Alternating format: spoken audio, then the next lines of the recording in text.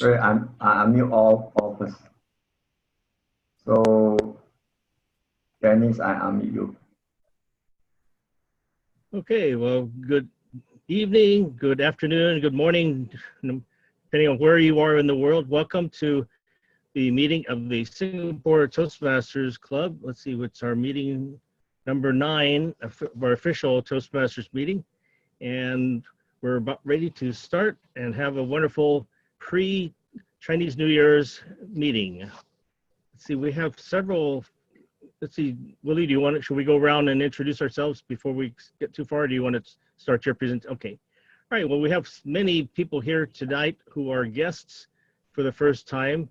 And let's see, if everybody is in the gallery view, I will highlight the person to introduce themselves. And we'll just go around and introduce ourselves, saying what country we're from, and maybe just a little bit about ourselves, just for a really brief introduction. So I'll start with Angela. Angela, go ahead and introduce yourself. Good evening, everybody. Happy Chinese New Year. I'm in Singapore, and I'm a Singapore resident, but I'm also British, as you can probably tell from my accent. So I yo-yo between the two countries. And I'm a member of one club in England still, although I was a member of 2 there, and I'm now a member of 3 here. I'm president of Bradle Heights Advanced. If you're in Singapore, come along on the 3rd Saturday of the month. And I'm also a member of Tampines Changkat Advanced, and I'm area director of S3 and organizing an area contest. So I'm a busy lady. Oh, and I'm also an author of 20 books, and I have a travel blog, Travel with Angela Lansbury, on which I occasionally write about Toastmasters around the world. All right, thank you, Angela. I'll move on to Abdul. Abdul, go ahead and introduce yourself. You need to unmute, Abdul. Okay, here. There you go. Yes, yes. Yes, good afternoon, good evening, good morning, all around the world. My name is Abdul Karimi. I am from the United States, living right now in New York City. I live in New York, and I just started today, my first time. A friend of mine, Mr. Willie, he introduced me to you guys. So today I'll be starting my first speech, and welcome everybody. I appreciate for your help and everything. So thank you so much. Okay, thank you, Abdul. Let's see, Lucilia.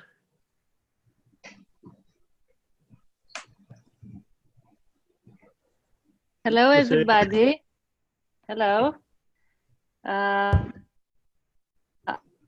hope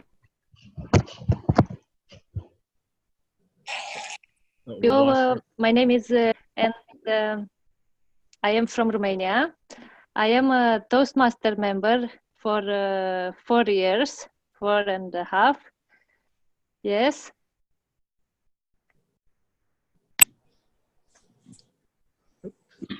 Internet. She's frozen.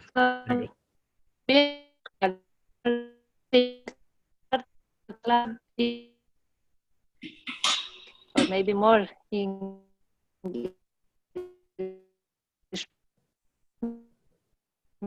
meetings to see if we get really blend different accents. So I'm very glad to be here with you, and I'm sure this will be a very nice meeting.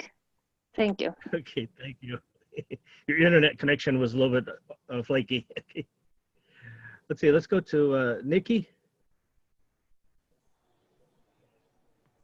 Hi, everyone. I am Nikki. I am from India, and I'm a guest for now. And I am, if I want to introduce myself, I am the founder of business concept named Review, and that's it. Okay, thank you. Welcome. Let's see. Shan, we're introducing ourselves. You want to introduce yourself, Shan?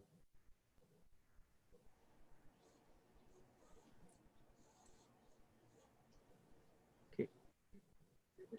Shan, you're muted. You introduce yourself. Here.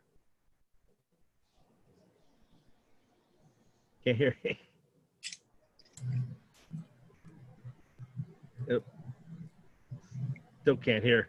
There you go. Okay, Shan, could you introduce yourself?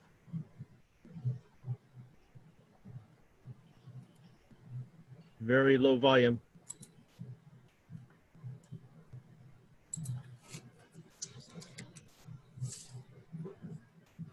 I'm not sure if she can hear. Shan, can you introduce yourself? Okay, well, all right, we'll move on to Panos.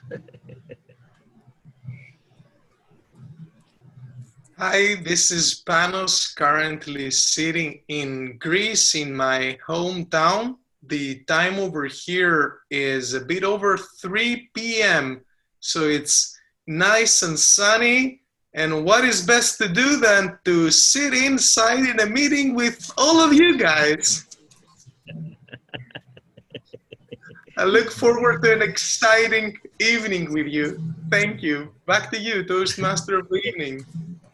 Thank you. I'll do a quick introduction of myself and then I'll turn it over to our president. I'm Dennis Ham and I'm in Hanford, California on the west coast of the United States.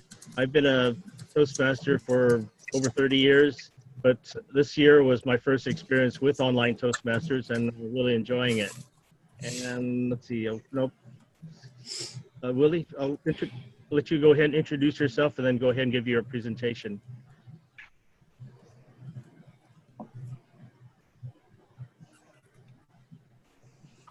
Willie, you're muted. Hi everyone, my name is Willie Low. I'm from Singapore. I'm the club president of this online club and also a physical club president at BPE. I'm for the north of Singapore. Thank you. Okay, let's see if Shan can still hear. Shan, could you introduce yourself if you can hear us? Yep, where'd she go?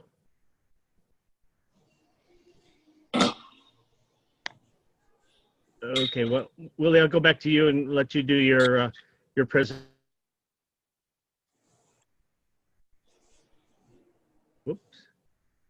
Okay. Thank you, Toastmaster of the day. It has been a period of 3 months. We have hit 3 months of being a club.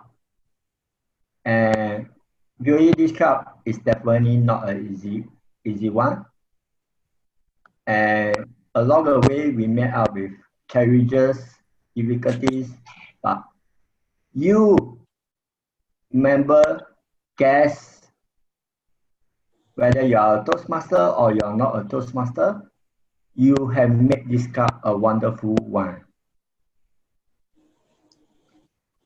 This afternoon, I have received something for Toastmasters International. That is our chartered certificate. And some of the names I will show all the 20 names. 19 days. Hello. Okay. The first one is our club advisor, Patricia Lam, who is the chartered member of the club, followed by myself. And the next is followed by Angela. Okay, they are sorted in an order of who joined Toastmasters. The next one will be Aaron Leong for Hong Kong. Okay. Gerald Ong for Singapore.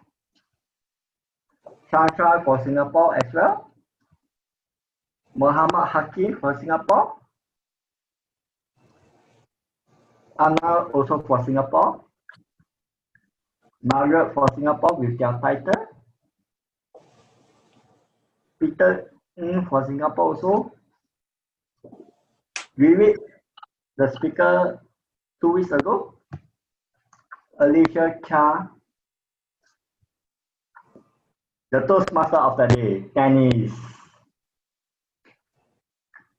Saifu for Singapore, Toastmaster Navi, Toastmaster Paravi, Toastmaster Yempi, Toastmaster Chanti, we call it CJ, Toastmaster Jennifer. Well, we have finally received all those. It was a very good, a long journey for us. We are going to start a new third month, and we strive to be better. We have survived 12 meetings, and we are getting better at each meeting. Today, since next in less than 24 hours, 27 hours, it will be Chinese New Year in Singapore for the Chinese, and it will go around the globe like a New Year as well. Communication does not stop even on festive season. In Asian context, Toastmasters who are married, they will get a message for their parents. They are ready.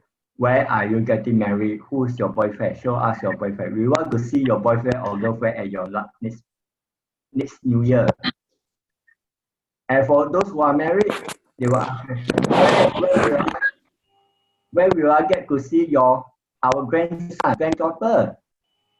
And the cycle will go round again and again. The same question will occur. So, what is the best way of communicating to them? Impromptu speaking, table topic. That's why we need to train tonight to overcome, to tackle their question that we get to ask. Show them what we can. Over back to you, Toastmaster of the day.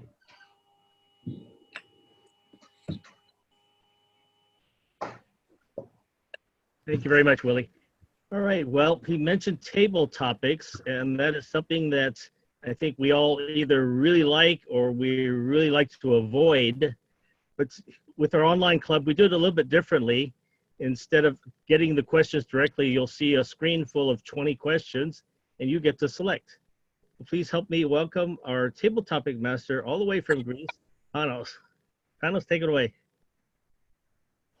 Well, thank you. Thank you for this warm invitation, Toastmaster of the evening or of the day over here. We shall swiftly move on. Can you all hear me? Yes. Okay. We shall move on to the table topics session tonight. Let me share my screen. Now, is this working? Can you see my screen? All right, all right. Oh, it's always nice to see those thumbs up when one wonders if technical stuff works. Table topics for tonight, club meeting number 9, January 23. Oh, look at that, 2019. Well, somebody's back in time. So what is table topics? Table topics is speaking off the cuff, and off the cuff means that you have no idea usually what you will be asked. You have no idea what you will be saying. You have no idea how you will be saying, but you can be sure that you will be doing it. And that does not only build skill, it builds confidence. Now, a quick word about tonight's table topics. Some questions might prove to be challenging or perhaps unusual. Some might prove to be rather personal, or at least a little bit. tonight's format comes from improv, from improvisational theater, where the attitude is that you accept the question and then you continue with the story. I'll go deeper into that in a second. Table topics are meant to be entertaining. So if you get stuck with the question you receive and you would like another question, we can always give you another question. This is totally fine. So, it's supposed to be entertaining for all of us listening and also for the person doing the table topic. So let's keep that spirit. A quick word with the timing. The minimum time that you are expected to talk is 1 minute, and that would lead to the green light. And at 1.5 minutes into your speech, you will see the yellow light. 2 minutes, it's the red light, so better start wrapping up. And at 2:30, it's the maximum time that you are allowed to speak. Now make sure you can see the timer on the timer screen on gallery view. Now I promised you that we will be doing things slightly differently today. So today's theme is the following. Continue the story starting with this phrase. So in each and every table topic, you will see a phrase and then you take it from there and continue the story. Now, if this is clear, like the format is clear, please raise your hand. All right, it's clear for most. All right. So that was the introduction, and now I'm looking for the first victim. Volunteer.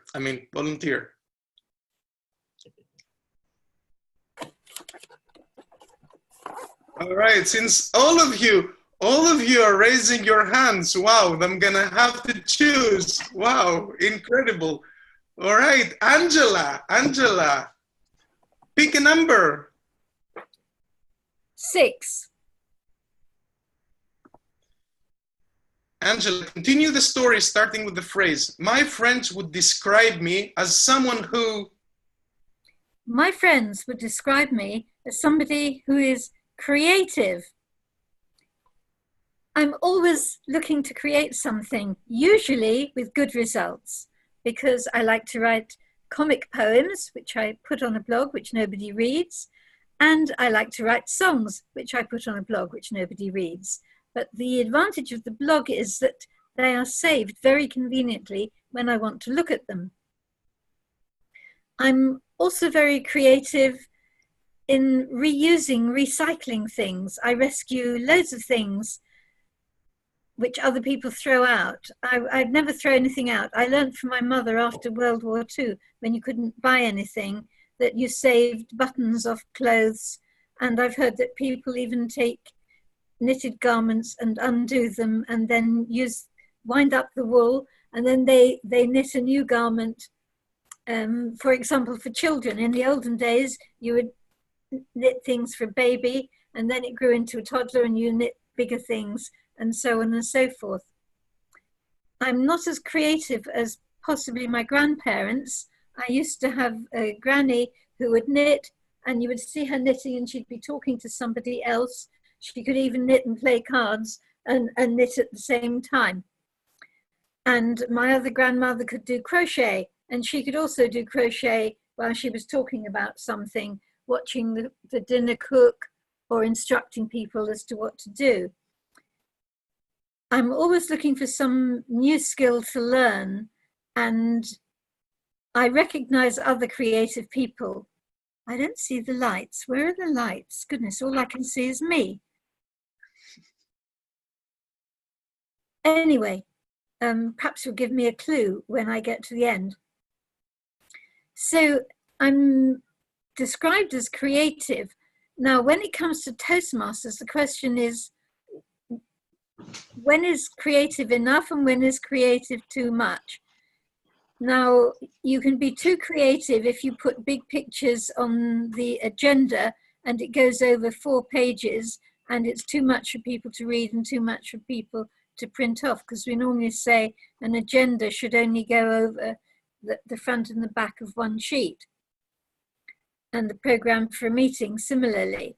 So if you're going to put pictures on, make the picture small and take the wonderful picture you've got and want shown big as a slide to go on the wall at the beginning of the meeting to give people something to look at.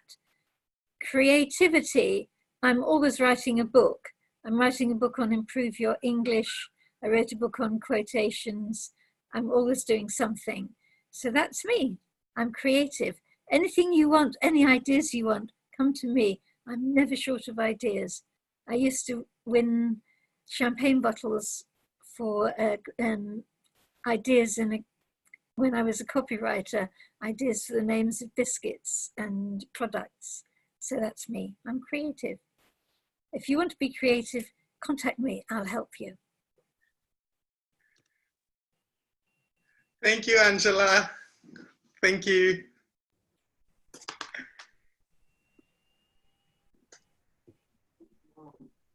I think this was a good example of how an experienced Toastmaster can take a topic and turn it into a story and perhaps add more elements, even talk about other people, but keep it up for over 3 minutes without even knowing the topic beforehand.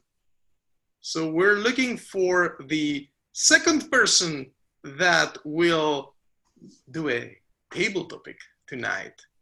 And I'm looking, but you don't know I'm looking at you. I'm looking at Lucilia. Will Lucilia be doing a table topic tonight? Then please unmute yourself and select a topic from the list. Topic number 10. Continue the story, starting with this phrase. I would certainly be a champion if there ever was a competition in...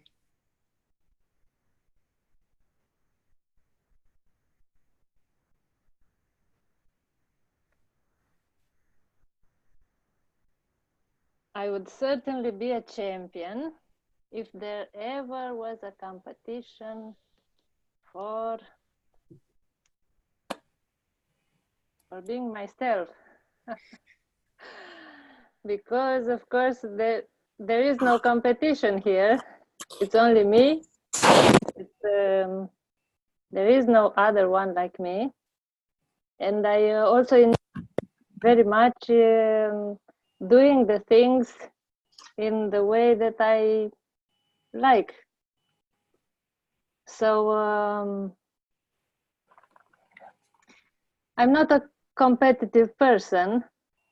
I'm always a peacemaker, and I like when people are teaming up to do things.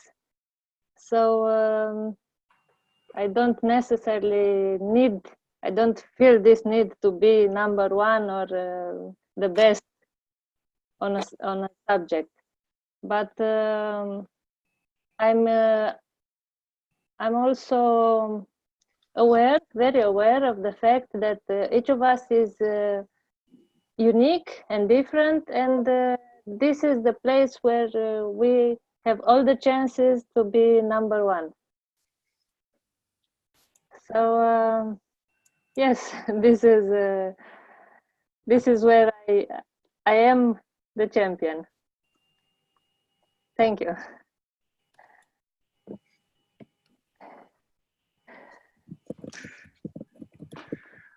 I heard you inspired a thought in me. I heard somewhere a quote that says, in a world that is constantly trying to make you something different than what you are, being yourself is the most rebellious act. So you already are a champion. Congratulations, Lucilia. Now we're gonna move on to our table topics Toastmaster number 3. Who will that be? I wonder. Do I have a hand, or do I use my democratic finger to select?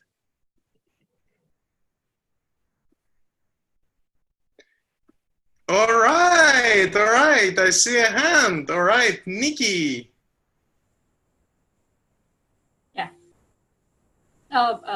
Should I pick? Can I? Yes. 7. Number 7 for Nikki coming up. Continue the story, starting with this phrase. I know I'm right when I say that. Well, thank you, Table Topic Toastmaster of the Day. I knew I'm right when I say that I can do something and I cannot do something, because when I say I can, I'm measuring all the elements that, you know, I had in the past, my background,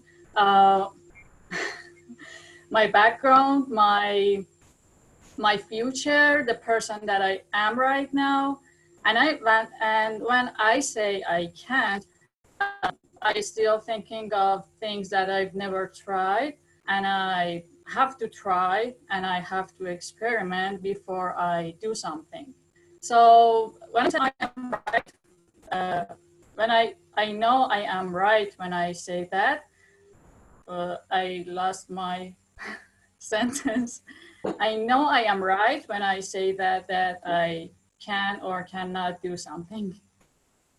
Wow, I have a lot of time still. And another thing that I can say, I know I am right when I say that, is when I'm talking about my feelings and when I'm talking about that, what do I think about people, because I trust my feelings a lot. And I know what I feel the first time that I meet people really matter to me, because after after a lot of knowing that person, I knew I was right about what I felt in the first place. Back to you, Table Topic Toastmaster of the Day. Whoa, thank you, thank you. Well, Nikki, what you just said sounded right to me.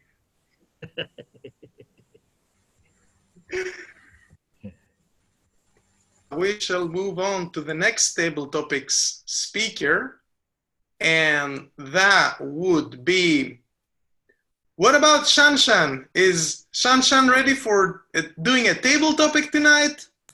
Sure. Always. Okay. And can I go with number 15? All right. You asked for it, so that's what you're gonna get. Continue the story, starting with the safest place for me on the planet is okay. The safest place for me on the planet is my bed, because if there's anything happening underneath the bed, I can just shift out all my boxes and hide underneath the bed. That's the safest place as well. And in fact, every night I realize one thing. I will end up on the floor in the middle of the night. I don't know why. Maybe because I like rolling on the bed. And by the way, I'm looking at my bed when I'm talking about it, because my bed is just next to me. Time to sleep. But the thing is that I don't know why I tend to roll down the bed, and everything on the bed is on the bed while I'm on the floor sleeping. Okay, imagine it. When I was younger, even, all my teddy bears, my soft toys are on the bed. My pillow, my bolsters, everything on the bed except me on the floor. Do you believe that? That is right. The safest place for me on the planet is actually under my bed. So I guess that answers the top question.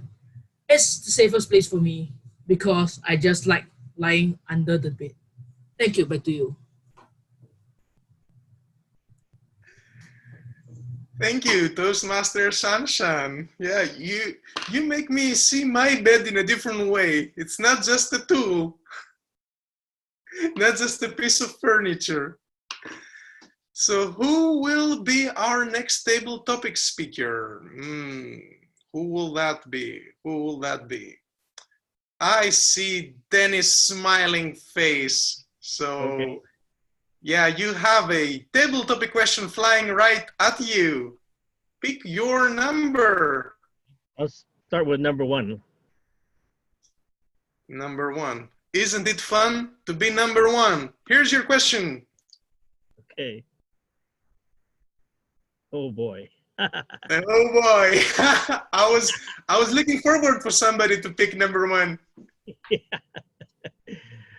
Mr. Table Topic Master and fellow Toastmasters, I was very young when I felt love, and I think it was back probably when I was just starting kindergarten was probably when I felt, that's how far back it goes, when I felt, the first time I felt love. There was this little girl who had nice short red hair, and I really saw her and really adored her. So I think that was probably the first time I felt love. It was kind of this funny feeling. I really didn't know what it was all about, because just looking at her eyes and hair, it was just a different feeling that came over me when I saw her. And I didn't know what love was, but it was a feeling that I had. And after a few years later, or actually probably about a year later, I kind of figured out what people started talking about, love and other people. And I started putting two and two together, and I figured out that that's probably what it was. It was a feeling of love for this young little girl who was in my class. And that's why I think it was called love. And I think that was the first time, because I was so young, and that's as far back probably as I can remember now. So I will say that that was the first time that I felt love. It was just a unique feeling that came over me, and I felt that I wanted to sit closer to her, but I really didn't, because she really was all the way across the other side of the room. And so I was always looking over the other side of the room and wasn't paying attention to my teacher who was in the room. So, but I think that's what it was. It was something called love. And I think that was the first time. Back to you, Mr. Topic Master. Thank you, Toastmaster Dennis, for sharing your story, perhaps your most vivid childhood memory of this crazy little thing called love. Now we will move on to our next table topic speaker, and I see that Alicia, Toastmaster Alicia, has joined us. Yeah, ready to do a table topic, I bet. Hello, Alicia. Hi, good evening, table topic master. Let's see, I shall pick table topic 3. Number 3. Alicia, continue the story, starting with this phrase. Suddenly, I heard someone shout, "Stop!" Then...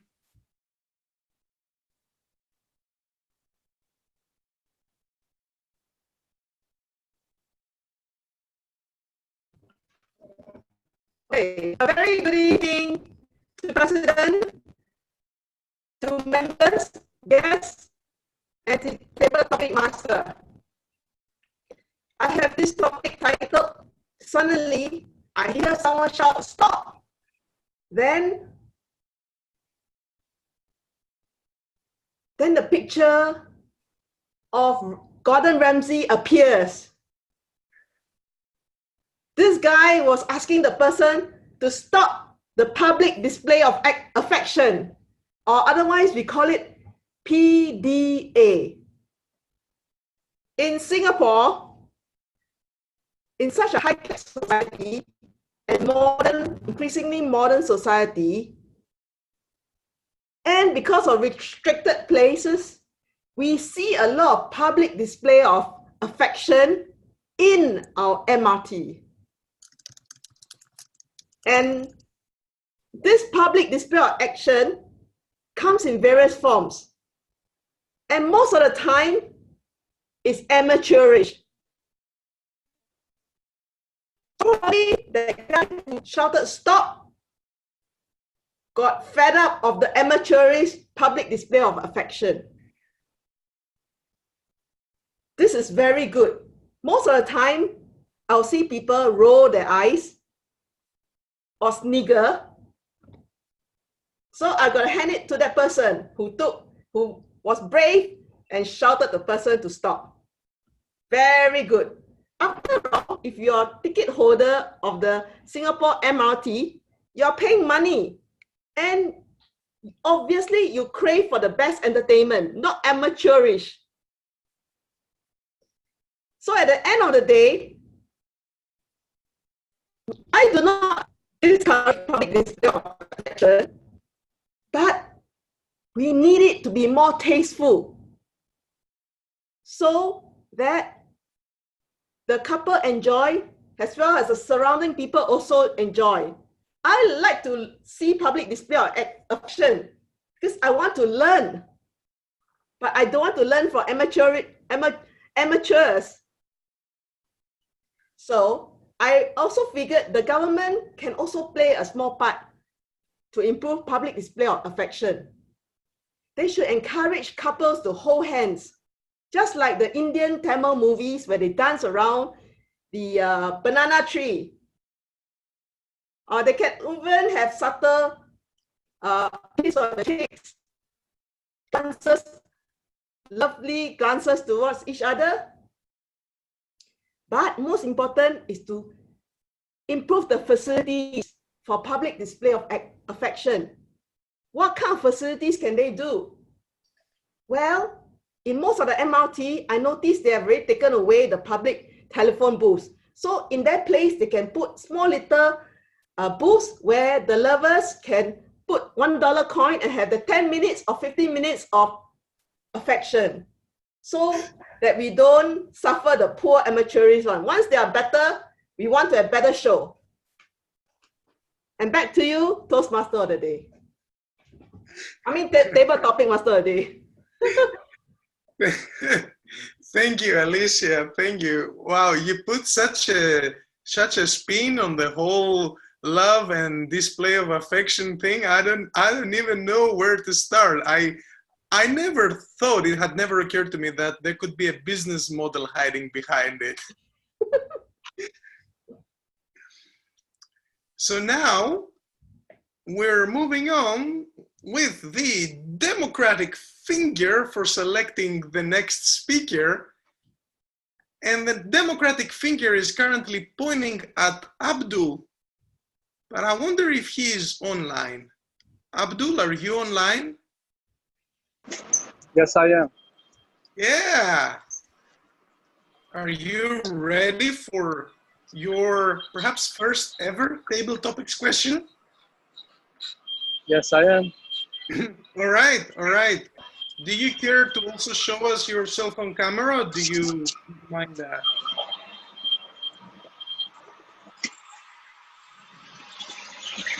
Yeah, sure, go ahead. All right, all right. We do. Pick a question. Okay. You're gonna do a table topic on the run, it seems. Go ahead.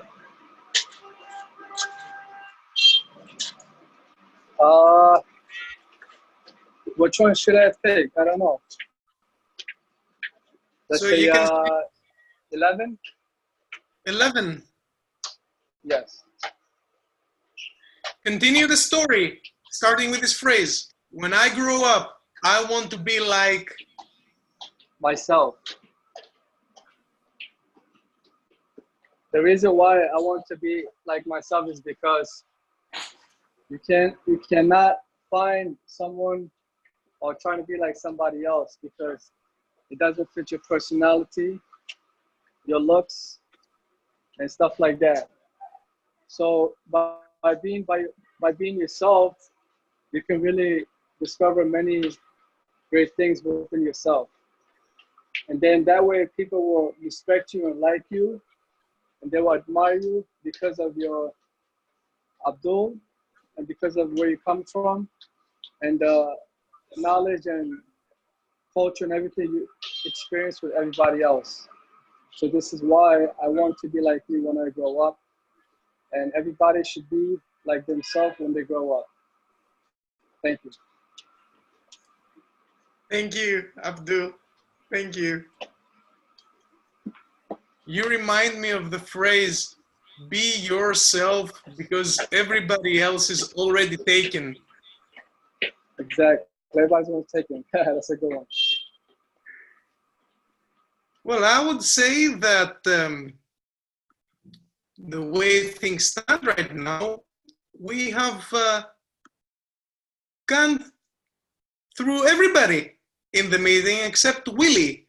Now, Willie is currently wearing the hat of the timer and the IT support. And yeah, perhaps he could wear a third hat and do a table topic question. Can Willie hear us?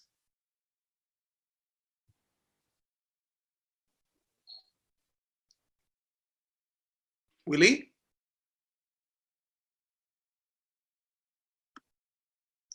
All right, maybe 3 hats is one too many.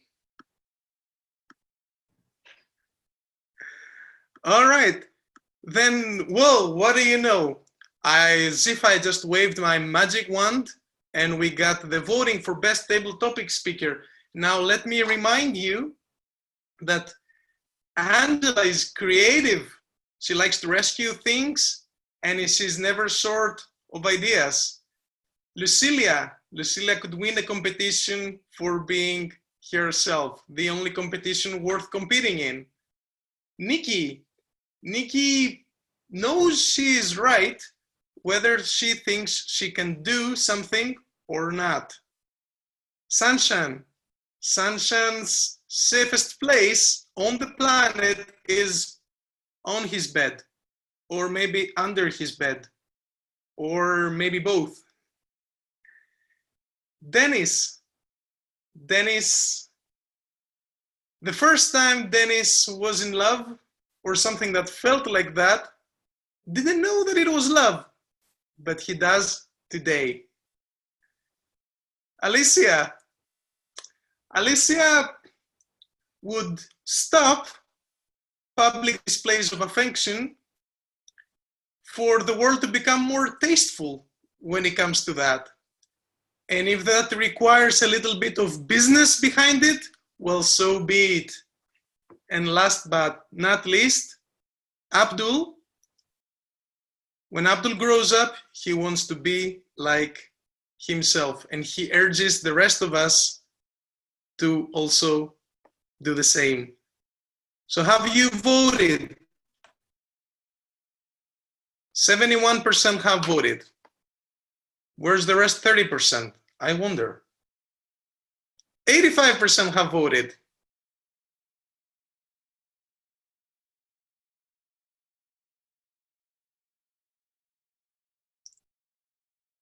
Well, perhaps 85 is as high as we go tonight. All right, then our IT support might want to end the poll. Aha! Do you see the results? Yes? Okay, then let's congratulate Alicia in the business of love tonight. Alicia, our table topics winner.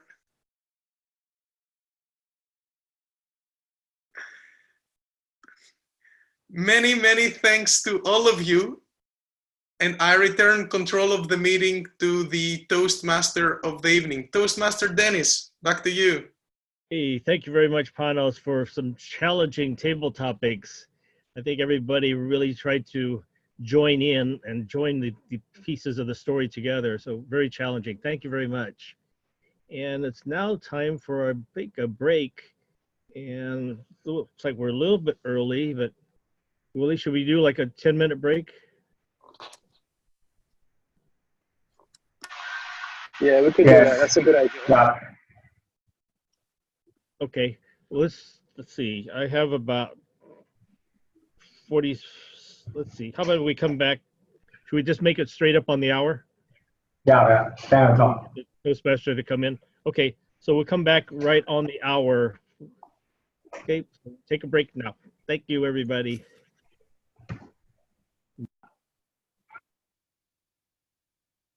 Okay, you got it. Hi, everyone. Good evening and welcome to the Singapore Online Toastmasters Club. I am your Toastmaster of the day. Unfortunately, due to unforeseen circumstances, I have arrived late. So please do forgive me. and we are going to have a really awesome time. Yes, with a line of speakers. So, just give me a minute. Yeah, Wally, can you hear me? Wally. Okay. Okay. I'm still waiting. Bad connection, but I'm gonna keep trying. Okay. Oh, Okay, Wally. Okay. Hold on just a minute. No problem.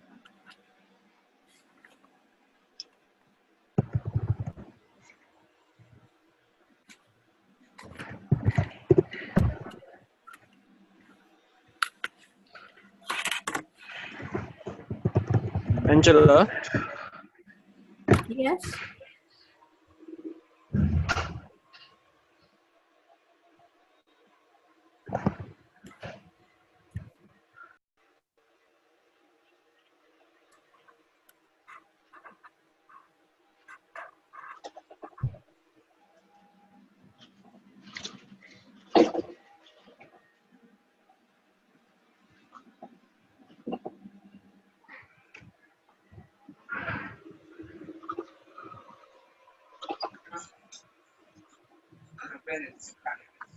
Angela, Yes.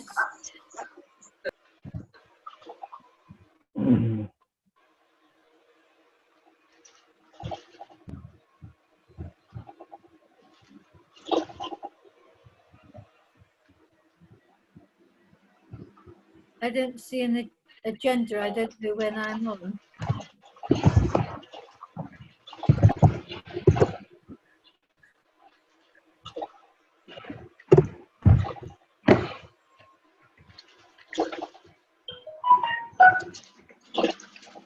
Angela, Yes.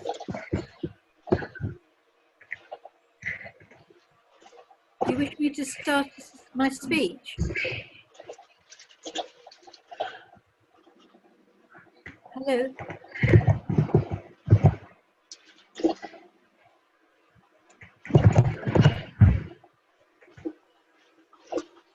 I can hear a lot of background noise.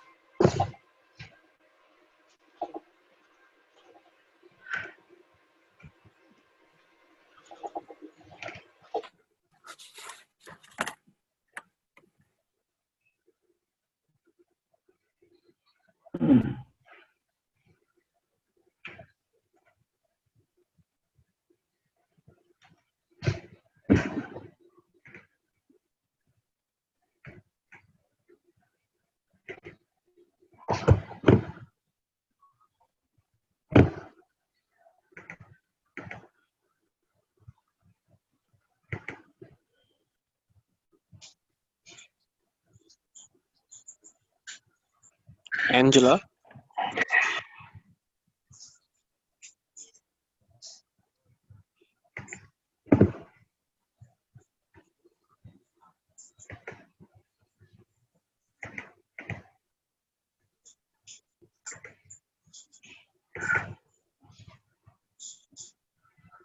Hello?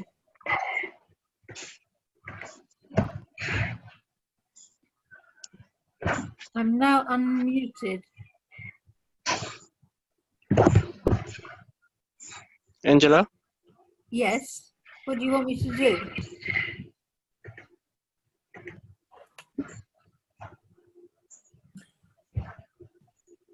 I don't know how to make my face smaller.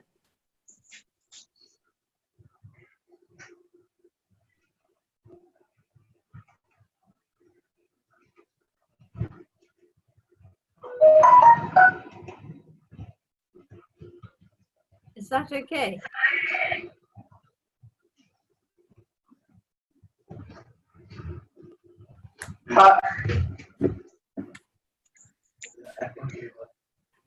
Hi everyone. hi. Welcome to the speaker section of the meeting. Let us go to the first speaker. His Toastmaster Abdul. He's from America and he's 31 years old. He want to start step by step. He want to improve his public speaking skill and his communication skill. He's speaking for the pathway presentation mastery, the icebreaker, and the timing is 4 to 6 minutes. Can I have the evaluator, Alicia, Chia to give the purpose statement? Yes, sir. Yes. Toastmaster of the day. Just give me a minute.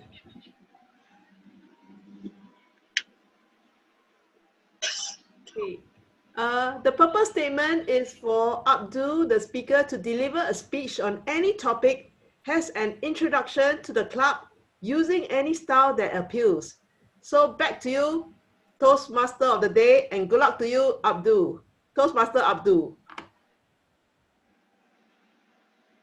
Okay, over to you, Abdul. You can start your speech now. Yes, how you doing? Hi, good morning, good afternoon, good evening, whatever the time is. Yes, my name is Abdul. I just want to talk about when I came to this country at the age of 7 with my mother. I remember when I came to this country about 31 years ago at the age of 7. My mother took me to school to introduce me to a teacher, a second grade elementary school in New York. My mother used to take me every day to school to start early in the morning at 8 a.m. When I met the teacher, she introduced me herself and introduced me to the students. While she introduced me, she told me to sit in the back of the class. So I sat back in the class while I'm seeing all the students, they're learning, raising their hands. And I'm thinking to myself, wow, look at these kids. They're very smart. They speak very good English and they're learning a lot. So me, I'm very shy and fear. I'm sitting in the back of the class. Same thing. Going to another class, I'm doing the same thing. So then I go home, same day, my mother tells me how was the class the first day. I told her it was very good, it was excellent. And then the same thing happened the next day I went to school. Sat in the back of the class, all shy and feared, didn't raise my hand. It was the same cycle, the second class, the third class. I went from second grade, third grade, fourth grade, all junior high school. What I'm trying to say is that I went through from elementary school to junior high school to high school without learning anything, because the teachers would never pick on me to ask me questions, to give me homework, to give me tests so I can improve my English, my reading and writing. They just kept on passing me year after year. Same thing, different teachers, they kept on passing me. Why? Because I was very silent. I was in fear and I was shy. So they don't want to give me that push. And one day in high school, one of the teachers pulled me aside and said to me, "You come here."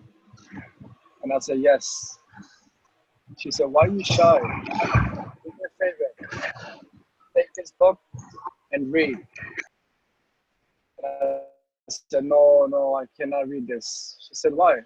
I said, "Because I cannot read. I have a reading problem. I need to learn more." So she says to me, "Don't worry about it. I'll teach you." I was shocked. I was very surprised. So from there, every day she'll pull me on the side on her lunch break after school. Every day she would come and sit down and teach me the alphabets, then all the letters together. So eventually, within 1 year, she taught me how to read and write. I became better and better. So I had a very hard times for so many years, over 25, 30 years, you could say. So what I'm trying to say is that to you guys and everybody else that's in a meeting, never be shy. Overcome your shyness. Put your effort. Ask questions. Learn as much as you can. It's okay if you make a mistake. It's life, it happens. Make all the mistakes now. Enjoy the process so you can become better tomorrow. So what I'm trying to say is that to everybody, don't be the way I went through, because it gives you a hard time in the later on in the future, where you're gonna have a lot of problems going through all these circles, don't know what to do. Just go out there and do what you have to do. And this is why I took this Toastmaster, so I can keep improving. I came to realize that Toastmaster is a way of taking your fear, all the mistakes you do, and it will help you, and it will give you authority to speak better, communicate, and become a better leader. Please, guys, just remember, go out there, keep pushing yourself, put effort, don't give up. Do not give up. That's the last thing you want to do. The moment you feel like you're going to give up, that's the end of the tunnel to succeed. Within that few minutes of giving up, go with the hit, go with the punches, just keep going. So this is the story of my life when I came to America. Thank you, everybody, for giving me the opportunity to talk about myself and my story. Okay, now it's back to the icebreaker. Thank you very much. Bye-bye.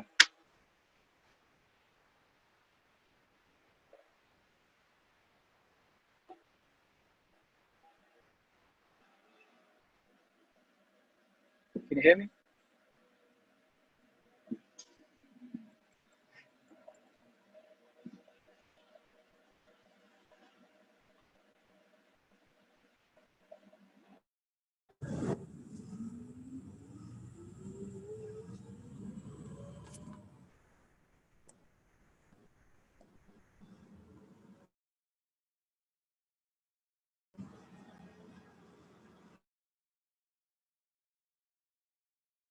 Can't hear you, Willie.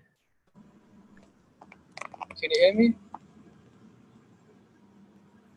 Yeah, Willie was trying to talk and we couldn't hear him. Okay, sorry. Okay, Guys, can you hear me, the next Willie? speaker is Shasha. She's doing a project for humor, engaging humor, level 3, project number 7, effective body language. Your timing is 5 to 7 minutes. Let us go to the inventor, Dennis, to read out the purpose statement. Okay, the purpose of Shanshan's presentation is for the member to deliver a speech with awareness of intentional and unintentional body language, as well as to learn to practice and refine how she uses nonverbal communications when delivering a speech. She's supposed to present a well-organized speech on any topic. I'm supposed to watch for the member's awareness for his or her intentional or unintentional movements and body language, and notice distracting movements as well as movements that enhance the speech. Maybe humorous, informational, inspirational, or any other style the member chooses. And the speech is not a report on the content of effective body language project. And that's what Shanchan's presentation is all about. Back to you, Mr. Toastmaster or Shanchan. Okay, can I have the next speaker, Shasha, to take over? Okay. If it's ready, hold on. Hold on. Willie. Yes. Okay. Let's go.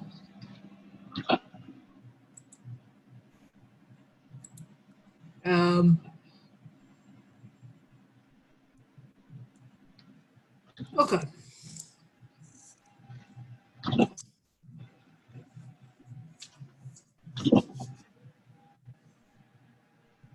Now, how many of you actually drive? How many of you do drive? And how many of you actually still remember your very first driving license? Your lesson, the first one that you ever attended. The first one that you sat in the car and wondering, wow. How many of you still remember that?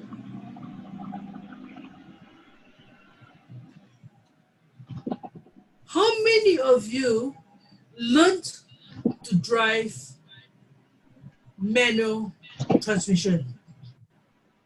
Manual, that means you shift gears using clutch, 3 gears. You have accelerator, you have the brake, you have the clutch to change the gear. So how many of you learned driving manual cars? I see only one hand. Okay. Now in Singapore, when you start your driving lessons, you need to find a driving instructor. And that will take you onto the roads, then take you to the driving circuit to get used to the driving circuit, because part of your test will be at the driving circuit.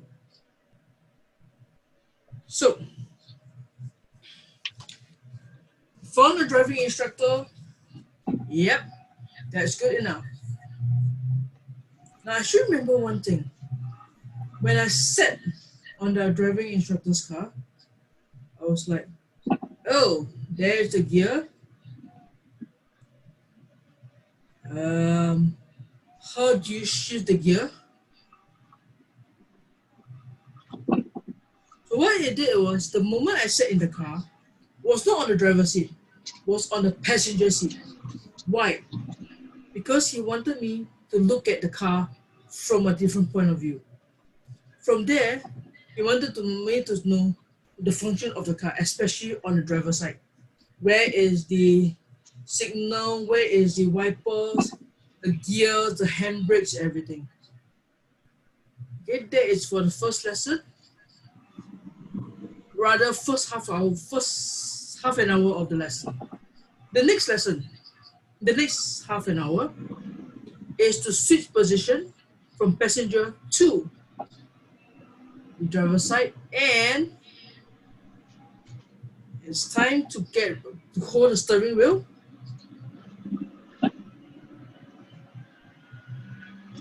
And I'm wondering, what am I supposed to do after next? So he says, you have to control the gear. That means step onto the clutch, shift your gear, and move the car. Huh? Oh. Get into position, put the safety belt on, ready. How do I shift the gear? Okay. Step onto the clutch, shift the gear to the left hand side. Left hand side, left hand up. You go to gear 1 and you're ready to move off. So when you stop a car and you move off, you have to shift it to gear 1. Otherwise, you have a stalled engine, because usually, immediately, gear 1, once you reach 20 kilometers an hour, you have to shift to gear 2. Once you reach about 40 km, you have to shift to gear 3, which means your hand movement will be straight. Basically, your left hand is on the clutch all the time. Your right hand is on the steering wheel. So you only have one hand to control the car. most of the time.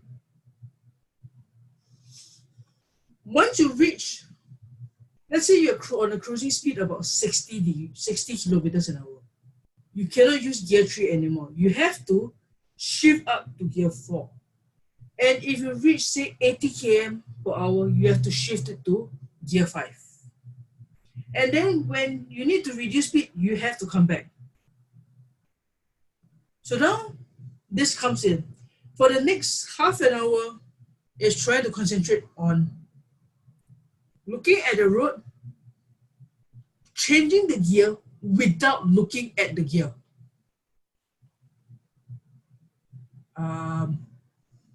It's amazing that I didn't crash the car because I should remember what I was trying to do. I was like holding the steering wheel so tightly that I forgot to change the gear. So basically, I was changing around the car park on gear 1. I literally did not change the gear at all because I was holding the steering wheel so tightly, looking at the road and trying to see going straight, turning right, turning left. But I forgot to change the gear. So the whole car was moving on 20 km per hour at gear 1.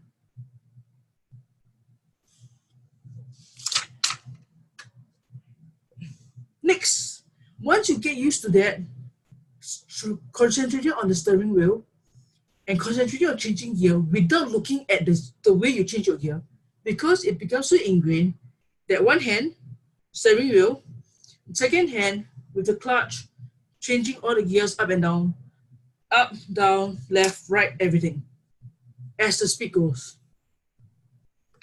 That's how you change. You are so used to it. After that, once you are so used to it, it's time to move on to the roads. Oh no, it's to the roads. After the roads, it's the driving circuit because most of the tests will be up at driving circuit. And don't ask me how I can pass my driving test if I cannot para-park. Seriously, I can never para-park. Even now, after driving so many years, I still cannot para-park. So if I see a car park that has para-parking, I will wait for a slot that doesn't have para-parking. So what I want to say is, just don't ask me how I passed my driving test. And that's about how I got my driving lesson down. Thank you. Back to you, Willie.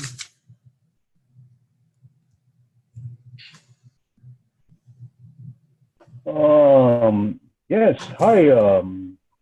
Good afternoon. Sorry for the faux pas. Marvin, okay. I mean, good evening. Sorry.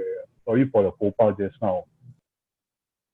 So I will now introduce the third evaluator, Panos. Correct me if I'm saying your name wrongly.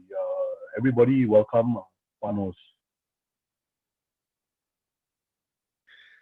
Thank you, Toastmaster of the evening. You have a 50% success rate because you pronounced my name correctly. However, I will be the speaker. So let me introduce my evaluator, Hiran. Hiran, I'm looking forward to hearing from you. Yes, of course. So thank you, Panos, for introducing the evaluator. The speaker introduces the evaluator, so it's wonderful and it's nice to know. But Panos, looking forward for your speech today. Your objective is to adapt a play for interpreter reading. You need to portray several characters in one reading. Identify them to all of us, that's the audience, through your voice changes and movement. All the best for your speech and looking forward to your reading of the play. Over to you, Toastmaster Panos. Thank you, fellow Toastmaster Hiran. Quick word of introduction. It is my pleasure tonight to read to you the dialogue between Romeo, Montague, and Juliet Capulet, where they confess their love to one another. So this is a play, so don't treat it as a speech. Sit back and relax and imagine you're listening to the story on the radio. I will do my best to do this work from Shakespeare justice. Oh, speak again, bright angel, for thou art as glorious to this night, being over my head, as a winged messenger of heaven unto the white upturned wondering eyes of mortals that fall back to gaze on him when he bestrides the lazy pacing clouds and sails upon the bosom of the air. O Romeo, Romeo, wherefore art thou Romeo? Deny thy father and refuse thy name, or if thou wilt not, be but sworn, my love, and I will no longer be a Capulet. Shall I hear more, or shall I speak at this? It is but thy name that is my enemy. Thou art thyself, thou, not a Montague. What's a Montague? It is nor hand, nor foot, nor arm, no face, nor any other part belonging to a man. Oh, be some other name. What's in a name? That which we call a rose by any other name would smell as sweet. So Romeo would, were he not Romeo called, retain that dear perfection which he owes without that title. Romeo, doff thy name, and for that name which is no part of thee, take all myself. I take thee at thy word. Call me but love, and I'll be new baptized. Henceforth, I will never be Romeo. What man art thou, and thus bescreened in night, so stumblest on my counsel?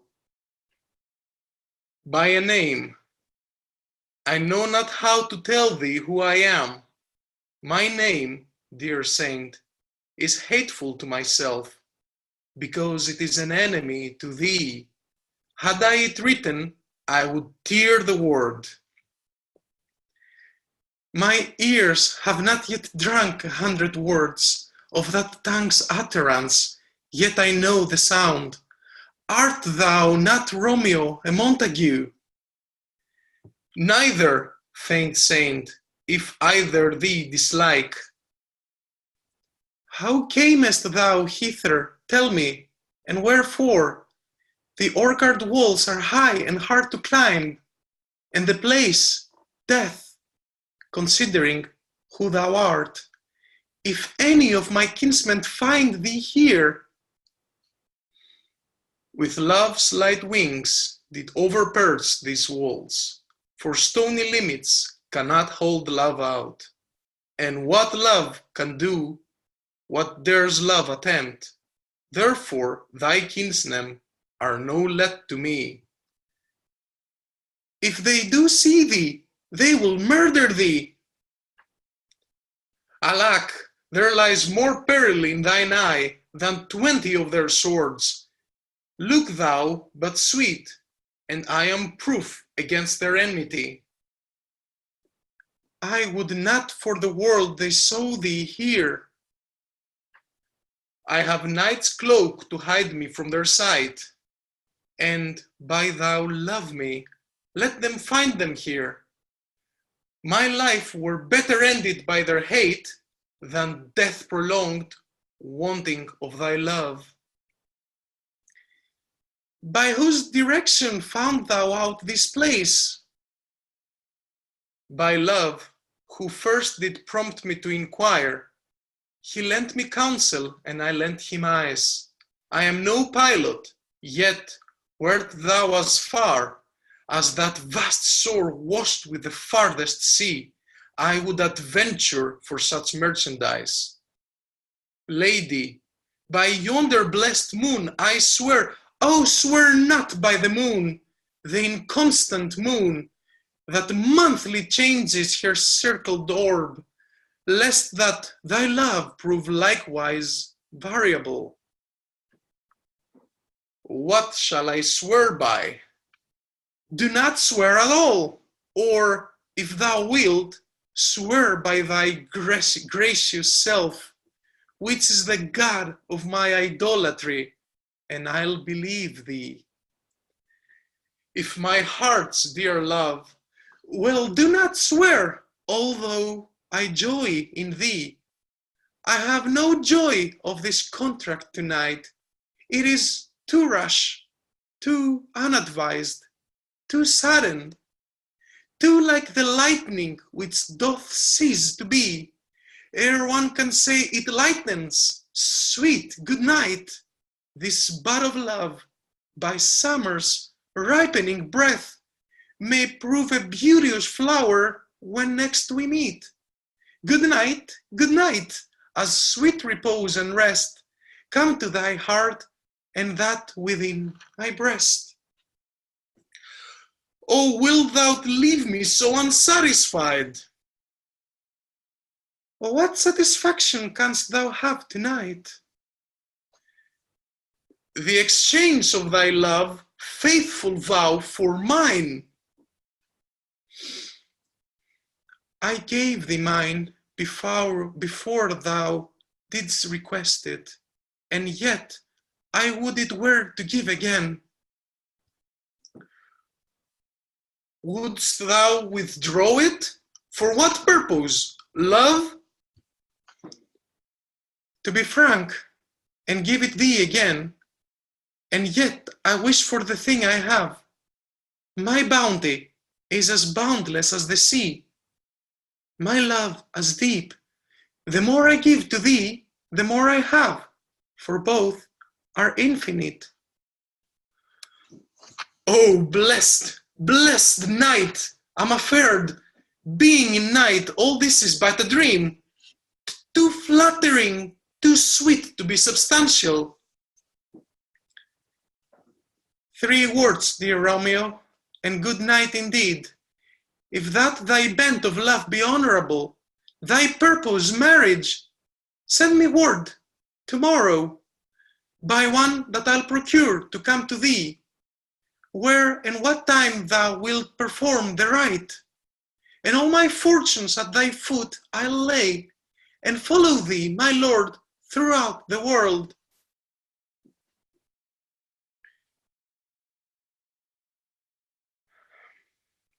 By and by, I come to seize thy suit and leave me to my grief. Tomorrow I will send.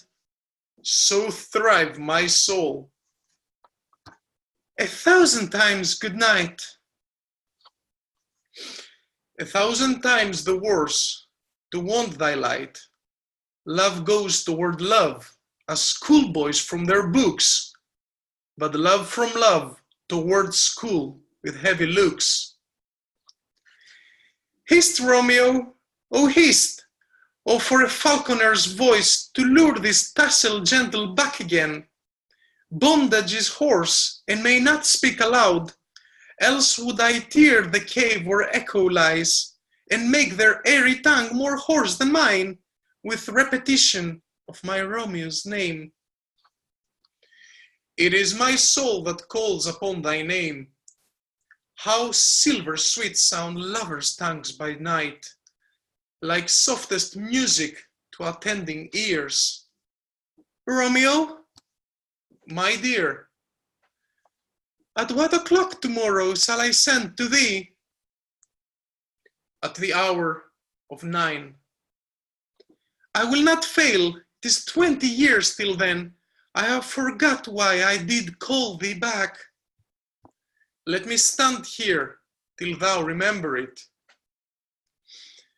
I shall forget to have thee still stand there, remembering how I love thy company.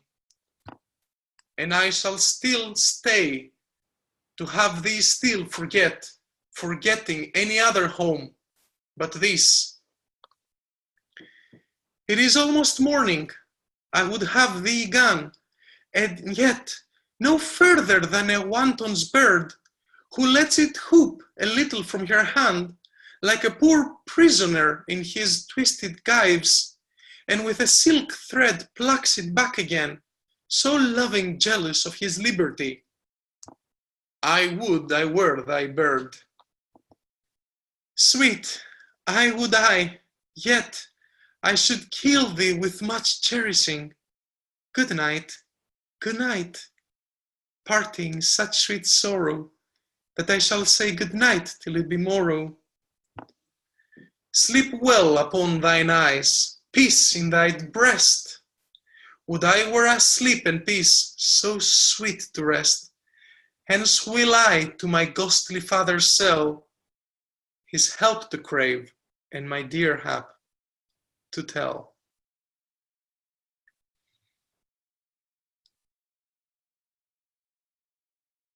Back to you, Toastmaster of the evening. Bravo, bravo. That was excellent. But, I've taken Shakespeare all throughout my school life. I never heard it that way. And, you know, thank you, Panos, again. Thank you. You know, you really put Shakespeare in the right perspective. I really appreciate that. Moved us. You know, when I was in school studying Romeo and Juliet, I always thought that they were a bit naive, Romeo and Juliet. Just doing that kind of thing, you know, taking your own life for the way you move, the way you say it stirs a lot of things. Anyway, time for our next segment of the evening, which is the educational segment, the Successful Club series. So here to present the Successful Club series is Anna London, evaluate to, sorry, my screen's a bit small, evaluate to innovate, yeah. Motivate. Evaluate to motivate. Sorry? Oh, all right, sorry. Oh, okay, Angela, yeah, sorry, Angela, yeah, Anna London, sorry, yeah. I just forgive me on that. The floor is yours, Anna. The reason for the Anna London is that many other Angelas in London got the idea of being Angela London, so I had to settle for Anna London. And cool, it's still all right. So that's why I ended up with that name. Now, Evaluate to Motivate is from the Successful Club series, because evaluation is one of the ways in which we help people improve. But the idea of evaluation, somebody said, was to make the speaker want to speak again. So you must encourage them and not discourage them. And yet, when you make suggestions, the suggestions should excite them to want to improve their speech, so that they're really keen to come back and do the same speech all over again, or another speech using your suggestions. Now, people often say, oh, I can't think what to say, I can't think how to evaluate, and yet we evaluate all the time. When you listen to somebody speaking on the radio or you read an article in a newspaper, sometimes you think, oh, that's wonderful, I love that, I'll read that again. Sometimes you think, oh, I disagree entirely, that's ridiculous, what a stupid thing to say. So you are constantly evaluating all your life. And you can practice evaluating. You can turn on the radio and evaluate every news story. You can look down your newspaper and evaluate every article. Of course, articles in newspapers are written in a different way. The reason is that the editors, when they're shortening them, would cut them from the end. Now, how do you benefit speakers? You provide immediate feedback. Some clubs make the evaluation follow the speaker. Others put all the speakers at one point in the meeting, sometimes the beginning, sometimes the end, and then all the evaluations come afterwards. The advantage of putting all the evaluations together is that you can vote for the best evaluator. Though a lot of speakers would love to have their evaluation immediately. Another way of doing evaluations is not to have one person evaluate, but to do a round-robin evaluation, go around the room and find out whether everyone agrees on a certain point or not. The only thing is that sometimes if the first speaker is very vociferous, other people may tend to agree with them and not wish to disagree. When the evaluator talks, we talk about making sure the speaker listens. So the first thing you say is how wonderful they were. And that is a good way of evaluating a speech or getting your child to do something like tidying up a room. You don't start by saying, oh, you do this all wrong, or why are you so stupid? You start by saying, well, you're usually very good at this, and you encourage them, and you bring in the criticism at the end, and then you end on a positive note so that the person has listened, felt good about themselves, felt they can do the changes that you wanted them to make. I'll go on to the next slide now, if I may. I think Willie is operating the slides for me. Now, ideally, the evaluator should get to the meeting early and talk to the speaker about the objectives of the speech and what the evaluator is to look for. And some speakers will have their own worries. Oh, I'm very nervous, or I have a stammer, or I don't speak loud enough, I've been told before. Can you look out for that? So you can tailor your evaluation to tell the speaker what they want to know, not just what you noticed, but you must do both. Now, during the speech, show that you're interested and put yourself in the position of the speaker. What was their aim in their speech? Next slide, please. Take notes. Now, I have my own way of taking notes, and I'll tell you about this. I once swapped places with another speaker. I had a speech I wanted to give and I wasn't on the program. He was a newbie and he wasn't ready to give his speech. So I said, look, swap with me, do my evaluation and let me do the speech. And he said, I don't know how to do an evaluation. I said, it's very simple. You make a grid like this. Can I show this? Will whoever is operating,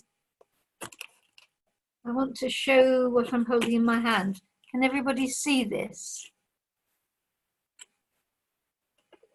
You make a grid and you write down, first of all, what you liked, 2 things you liked, then your suggestions, then end with a positive point.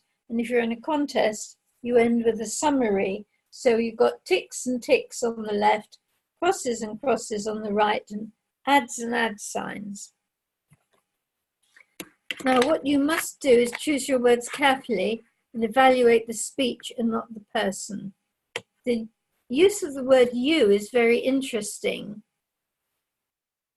You can use I when you refer to yourself and use you when you refer to the other person, but don't overuse you, especially not if you're being critical. Because you know how you feel at home if someone in your family says, why do you always do this?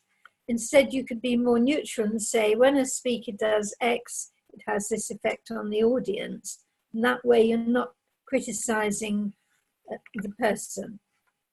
And you want to be teaching someone how to perform and give a speech, because next time the subject will be totally different. So don't get tied up in the subject of this particular speech, but look at how they performed it and how they structured it. And that's one way of making sure that you're evaluating effectively.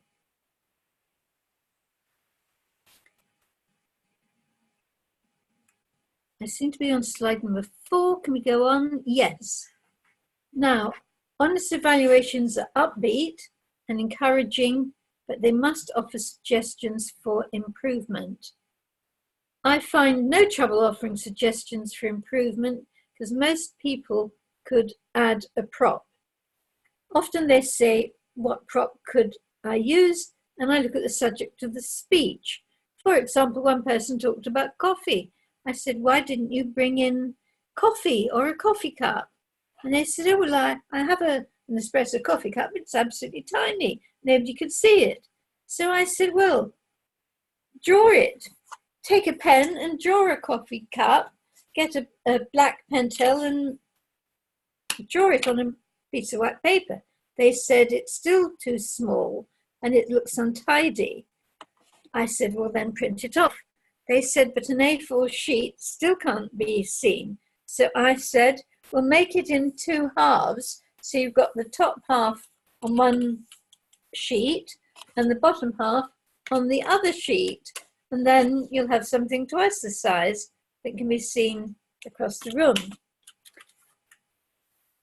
Someone else gave a speech about being given a check. And I said, well, the most memorable thing in the speech is the check. Show a check. And they said, well, a check is tiny. So I said, well, make it big. They said, what do you mean big? How big? I said, get a huge piece of paper and draw a huge check with the name on it and £1,000 or however much you were paid. And they said, oh. And they went off and they came back with it. And it was a huge check. And it was very funny because that was the way he dreamt of the check and the way he remembered it.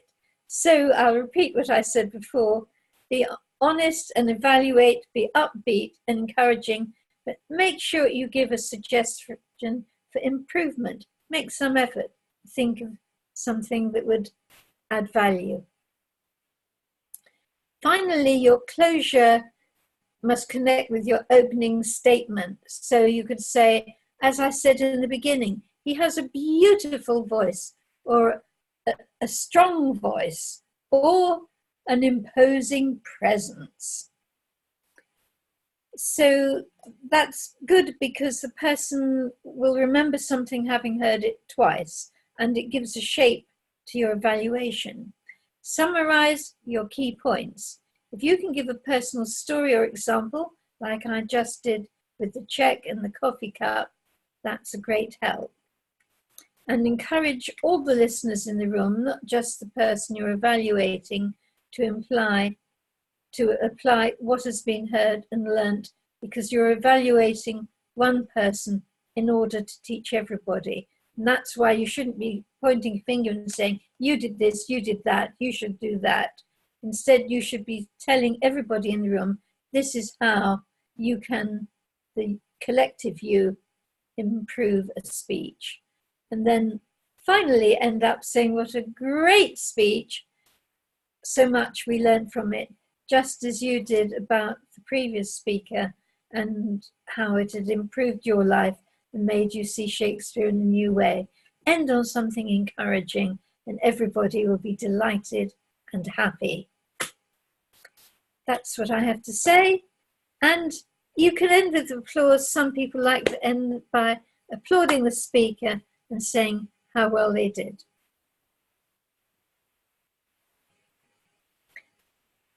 So from tomorrow on, practice evaluating everything you hear on the radio, evaluate your own speeches, record them, evaluate and evaluate to motivate, look for positive points and ways of improving. And then you'll improve your life and every aspect, how you talk to people, whether you say one sentence or a whole speech. Thank you.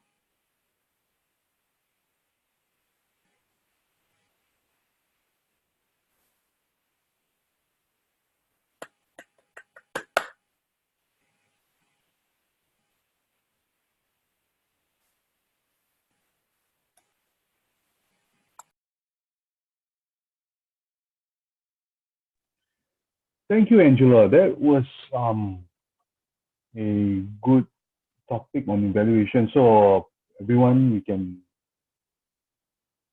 take notes or ask Angela any questions.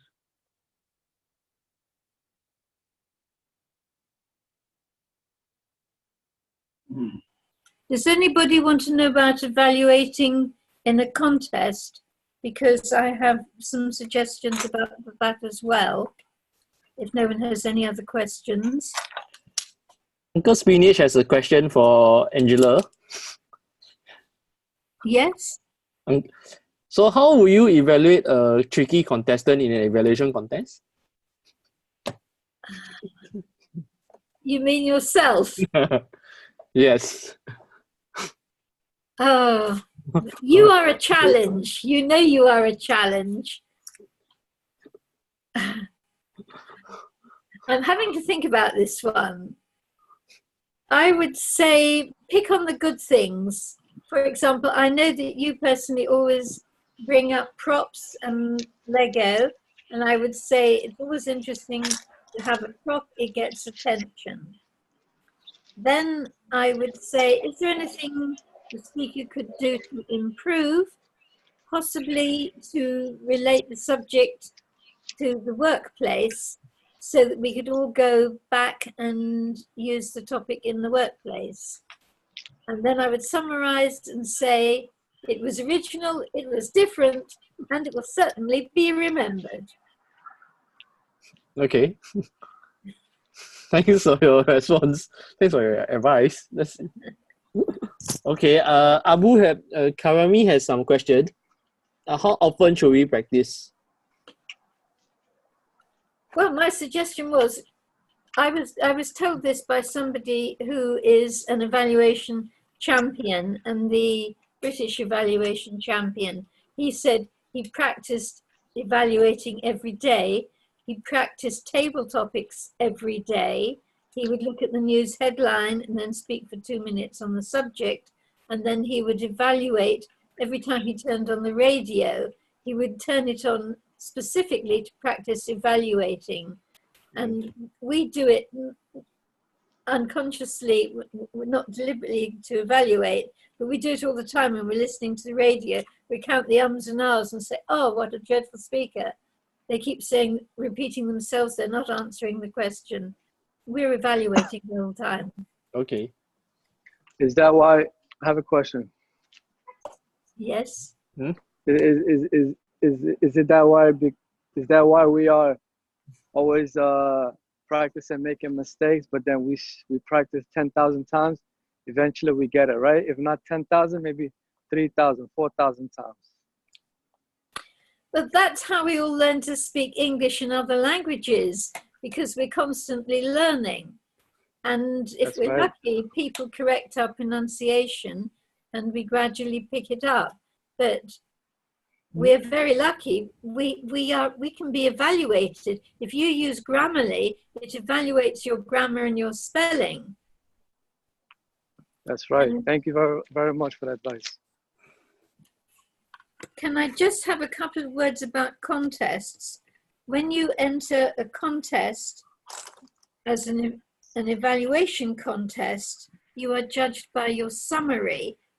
It's a good thing to go in for a contest because it teaches you how to speak better, because you see how the judges judge you in a contest, and you find that they are the different things there. There are a whole row of tick boxes. Did the speaker do A, B, C, or D? Did they speak this way, that way? Do you give them 10 out of 10, 4 out of 10, or whatever? So I advise Angela, I have contest and evaluate. Okay. Hi, Angela. I have a question. Yes. Yes, Angela. Just want to find out, like, between the old and new pathways, right? Will evaluation change? In Pathways, they've made it even easier for you because they give you a series of tick boxes on the back of the form in which they've got the categories there already, so that you're asked to evaluate the voice, you're asked to evaluate variety, and so on. You go down the sheet and you and they even pick out the phrases, and you can use this system for other things. For example, I've seen a very similar sheet used for evaluating a short story. And if you want to know the grid, here's the grid. If I go back a bit, you can see it. The grid on an A4 sheet of paper with pluses and minuses and a summary at the end. And you can evaluate every speech you hear, even at a meeting like this. Even when you're not the evaluator, you can do your own evaluation just for your own information. And what you might be wondering is, if you go into a contest, how do they manage to evaluate without any notes? And they do it by mind mapping, or they do it with an acronym. And what I like to do is, I'm more of a visual person, and I draw a little picture, and I judge ears and eyes and arms and feet. So how did I hear the voice well? Did they speak clearly? Did they use gestures? What about their feet? Did they march up and down the stage? Did they use all of the stage? And then finally, a little book. Was the beginning good? Was the ending good? And did they actually have anything to say? So that is my way of doing an evaluation if I don't have any paper, or if I'm not allowed to look at my notes. Any more questions, or does that? Thank you, Angela. Thank you. Thank you, Angela. Now let's go for the timers report. Really, you can take over for the timers report.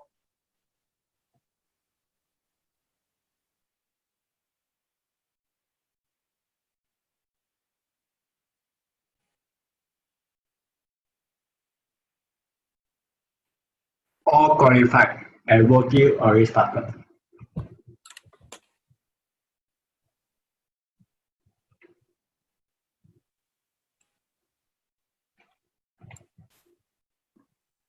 Sita didn't speak, right? No. Okay.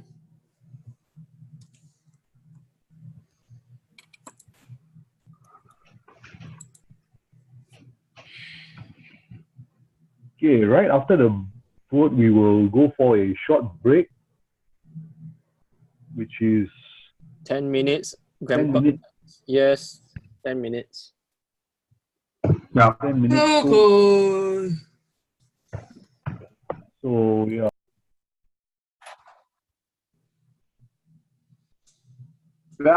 Welcome back to the second part of the third part of the meeting. Let us go straight to the first evaluator, Alicia, Chia, to evaluate Abdul Kami. Over to you, Alicia.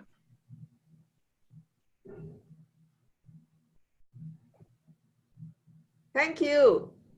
Toastmaster of the day, Billy. A very good evening to Club President, Toastmaster of the day, members and guests, and especially to Toastmaster Abdul. Congratulate him for starting on his new path, which is presentation mastery, icebreaker. Now for this evaluation, I'll be evaluating Toastmaster Abdul's speech in two areas. The first area is what I can learn from him, and the second area is what we can all learn together in those parts of his speech that were a bit lackluster. All right, for the first part, I love it that Toastmaster Abdul told us his own personal story. And as you know, facts tell, stories sell, and you did very well. Well done. I clap for you.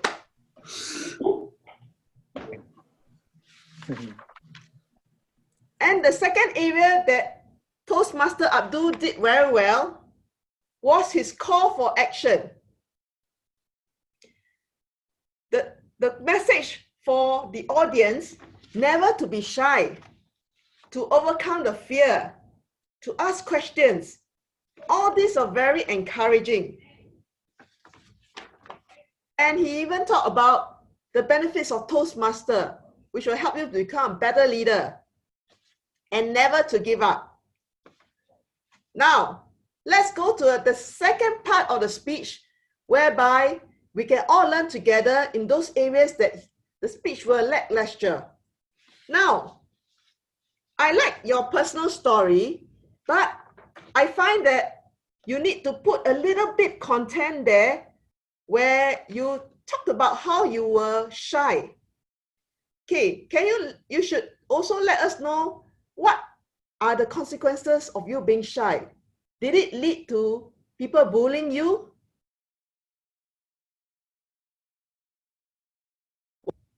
Because from your story, I can understand that you're shy because you were immigrant, right? And to make your story more memorable and where everybody will remember what you said, you had some role plays, interaction between the teacher and you. In those role plays, you could use your voice, vocal variety better, in the sense of changing the voice of the teacher and yourself, and putting in your emotion into those role plays and interaction.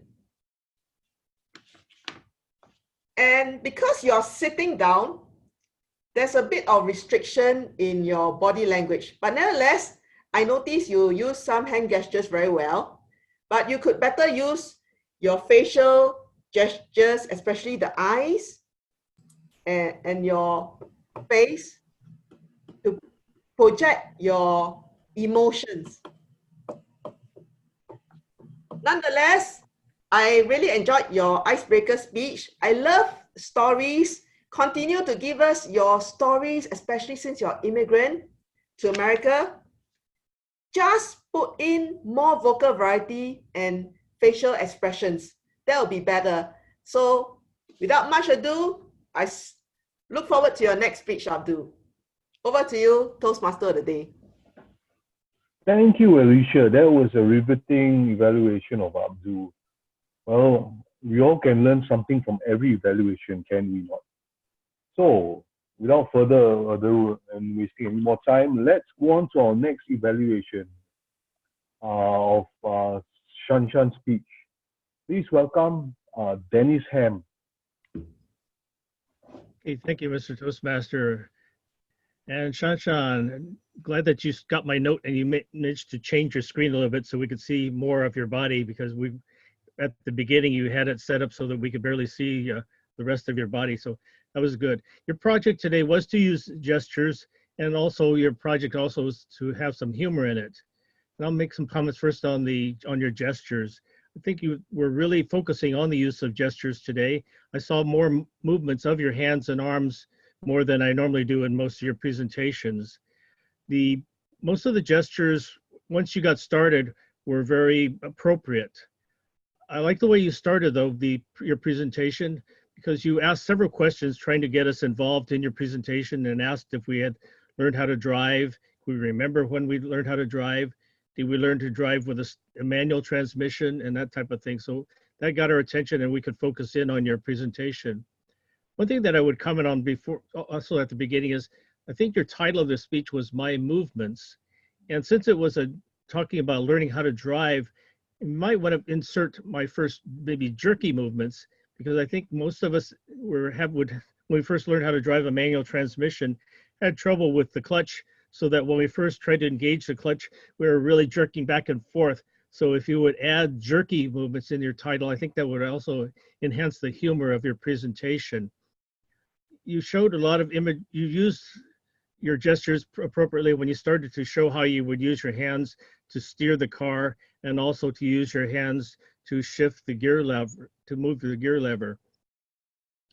Also, remember that we are an international club, And some of us drive on one side of the road and others drive, the other half of the world drives on the other half of the road. So you might insert some humor also, showing that, I think you were showing that you would shift with your left hand, which probably meant that the steering wheel was on the right-hand side of the car. But where I live, we shift with our right hand because the steering wheel is on the left hand. So you could insert a little bit of humor in commenting and saying, here we shift with our left hand and you might be shifting your right hand, something like that, just to add a little bit more humor in your presentation. The other thing that I would comment on where you could add a little bit more humor is that you were talking about, you were paying attention, concentrating and holding the steering wheel so tightly that you forgot to shift. And I think you said that you were in gear 1, and you might have also commented that in doing so, I noticed that there was such a really loud noise going on and I couldn't figure it out until I realized that I hadn't forgotten to shift. And once I learned how to shift to the next gear, that noise went away, or something like that, to add a little bit more humor in your presentation. But I know that after seeing several of your presentation now, I know that your humor is a little bit more on the dry side, and it's not one that causes a lot of belly laughs, but you have a little bit different style of humor. But all in all, you do have humor in your presentation, but try to add a little other these suggestions so that you get more humor in so that everybody else can really laugh. And back to you, Mr. Toastmaster.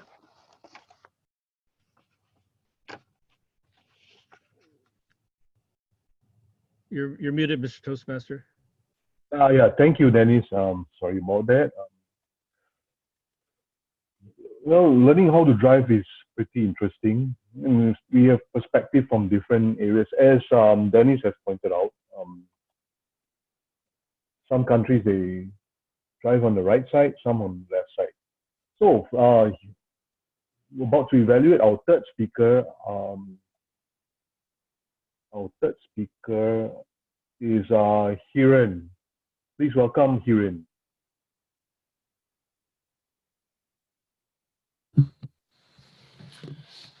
Toastmasters of the evening, fellow Toastmasters and welcome guests. I hope my sound is clear and I'm hearing okay. So, right. So Panos, I would like to begin your evaluation from a Shakespeare's Romeo and Juliet quote, which reads, "My bounty is boundless as the sea, my love as deep. The more I give to thee, the more I have, for both are infinite."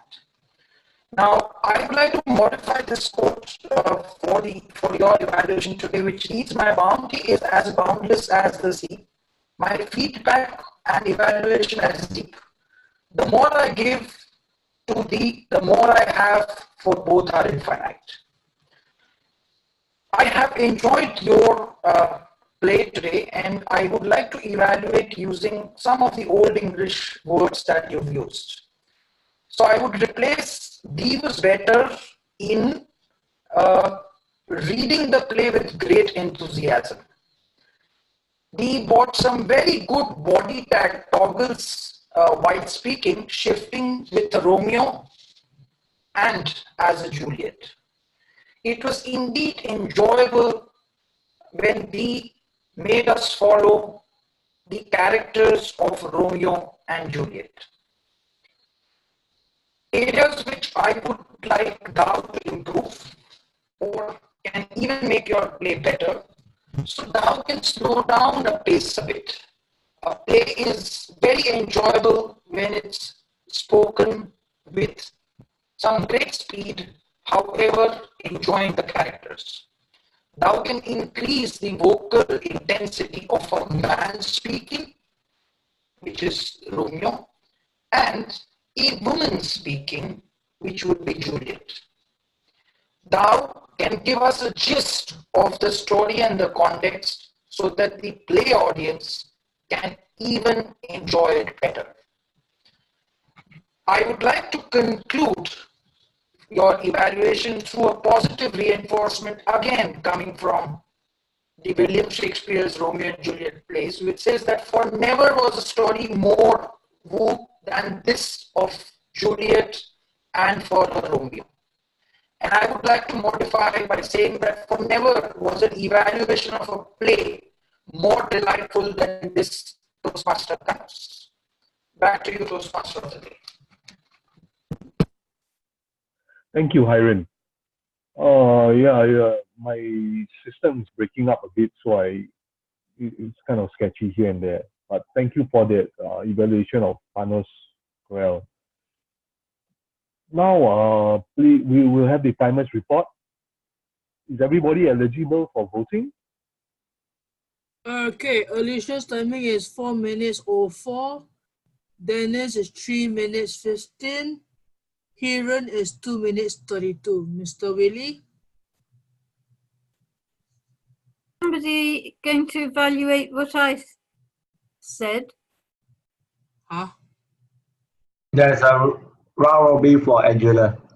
So 3 persons will evaluate her for the ground. Who is not speaking, who is not doing evaluation or speaker can evaluate her speech. Huh? Oh. Round robin. You missed the last meeting, so you don't know what happened. Okay, maybe we have the guest, Lucia. Since you are a Toastmaster, maybe you want to give her some feedback? Timing still the same or what? Yes, it's 3 minutes. So only three events. 1 minute each or what? 2 minutes. 2 minutes each. 2 2 minutes. minutes each, huh? Sorry, Give us I didn't Give us understand your the feedback question. on Angela's speech just now. Oh, so I give a feedback to Angela? Yes. Oh, great. Yes, I enjoyed very much her mini training on evaluation because she was very clear. She gave us a model how to make the evaluation, which is very useful in my point of view. So great job. Well done. For things to improve, I would say to manage your own slides, because this makes your speech more fluent, and you don't have to ask for someone else to move to the next slide. So this is something you can improve, and it's really easy. It's not very difficult to do, to learn. Yes, I don't know if I have anything else to recommend, but it's a very, very useful training to do in every club, and maybe repeated, because we all need to be reminded some things. Maybe we know them, but we need to be reminded. So thank you very much for your training. Okay, thank you. Can I go to Panos, your feedback? Certainly. Thank you, Toastmaster of the evening, and thank you, Angela, for educating us. Once again, I've started to look forward for the educational session in these meetings, because every time I get to keep some notes from it on stuff that is new knowledge to me. So Angela, tonight you shared from experience, and that was clear. So you were not just relying on your keynote presentation, but keynote is another software, PowerPoint presentation. But you were very effective, especially when you went a bit off the cuff, in my opinion. So when you were drawing from your own personal experience, then I found myself paying even more attention, if possible, to your words rather than the PowerPoint. So I believe your true strength here as a trainer is your experience rather than the structured material.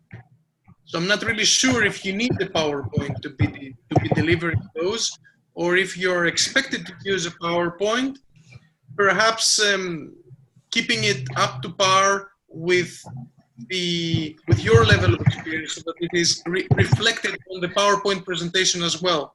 I'm sure you get my point.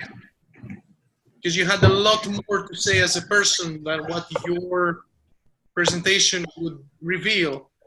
And then I would like to congratulate you on giving us some input that is immediately actionable. For example, sharing phrases like, when you do this, I noticed it has this effect on the audience. So, Angela, when you are more direct and you talk to us like as if it was a dialogue rather than an educational session, rather than a teaching in a way. So when you're more interactive, when you do this, I notice that the effect that it has on us is that we retain more of what we learn. So I would like to see you incorporate more of this dialogue and interactive format in your next educational session. And don't keep us waiting long until you give us your next educational. Thank you. Okay. Any more people who want to give feedback?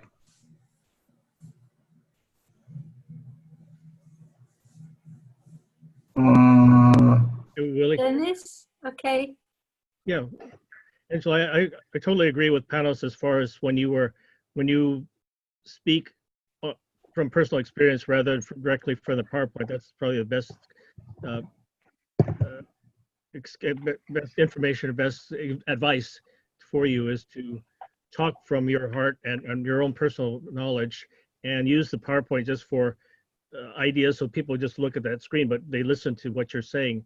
But one of the things I would encourage you to do is that a couple other times you try to hold up a piece of paper, show how you do it, and it's hard to see that. But what I would recommend that you do is take a picture of that and then learn how to edit the PowerPoint and insert another page in PowerPoint with your picture. Then you can show it and flip through the screens on PowerPoint, and we'll be able to see your paper much more clearly rather than try to hold it up in front of the camera. And that's my comments. Very good idea. Thank you. Yeah, Uncle Spinach is on another idea for Angela. Maybe you want to do a forum session on evaluation or dialogue discussion, maybe something off the beaten track. On Remember, dialogue. off the beaten track. That means, you remember, like, you always like to do poetry, right? Correct. So maybe using the evaluation, you do some short haikus of that evaluation components, then you force a dialogue. Sorry, are you saying I should do an evaluation on dialogue, or I should give my evaluation, my whole speech in poetry? It's either a poetry or a dialogue. You can choose on that. I remember where your strengths are. Yeah, Or maybe just a forum. Huh? Maybe just a? Just using a forum, like a discussion forum. Yeah, discussion forum also can, possible. Yes, I'd like to do that. Yeah. Just, I thought I was supposed to use the slides. I've previously been told that I'm supposed to use the slides and not just make it up as I go along. I'm supposed to stick to the Toastmasters International format. Unless you're doing unless you're doing the educational, like week, then you can do the poetry or the dialogue way. But you're doing the standard package, then you have to do a bit of adaptation to your own style. Okay, so you can change and modify the slides. Right, thank you. You got to find a way how to get out of the PowerPoint show to PowerPoint edit. That one you got to go and learn, not easy. So, okay? so I should take every slide and write the whole thing in poetry? Yeah, correct. Make it a poetry. Remember you gave me a book of poetry? I still have it. Hey, Jared, rightfully she should present using the PowerPoint slide. Yeah, correct. She should use the PowerPoint slides. Unless and then she should expect it with each point aspect as the example. So that should be the way. Uncle Spinach, are you suggesting I should say evaluate to motivate, and this is what you do? You always say the audience and you never say you, or something like that. Yeah. I will try different things lah, if I can. But because you're using the standard one, you're using standard series, so I can't change much. If you are asked to deliver a half-hour workshop on evaluation, then I'll do something like this. I will go off the record and try something new. I'll break the pattern already, break the trend already. Because on the 15-minute, you only can add on a bit of example. So maybe your slides can throw in a bit of example. You can just modify a little bit on the slides while keeping to time. Because TI is very generous in that era to give you a very nice background, the template. If I could add a cartoon to the slides, make somebody look shocked or have a big audience listening at the. Okay, we can discuss this later on. Yep, we can do it on our copy session. Offline chat, yes, correct. Yes, we can do our copy. We can do a copy session. Thank you very much. Yeah. Yeah. They have a wonderful chicken.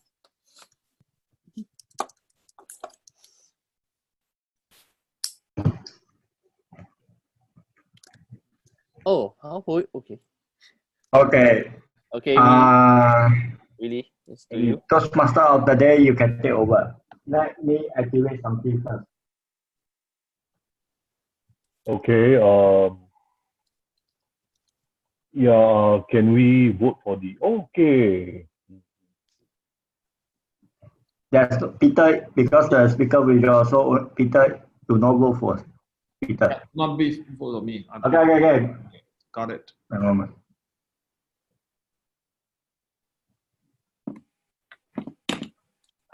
Okay. With that, Willie, I hand over the gavel to you, since you're the president. Okay. Now, before I close, there's no more any more voting before I close it. I close the voting. Okay, maybe I shall close it because the best prepared speaker evaluator is Alicia today. Yay! She was surprised. Here I share the pool. So today 2 times maybe 2 rounds still topic. Okay. Before I close the session, let us go to our guest for Romania. Lucilla, how you like our meeting tonight? Okay. How you like our meeting tonight? Wow, it's a very nice meeting, and I'm very glad you let me in here with you. Okay. I'm very glad to know each of you, to hear your speeches, and it's a great honor to be here. What I maybe something to improve, what I recommend.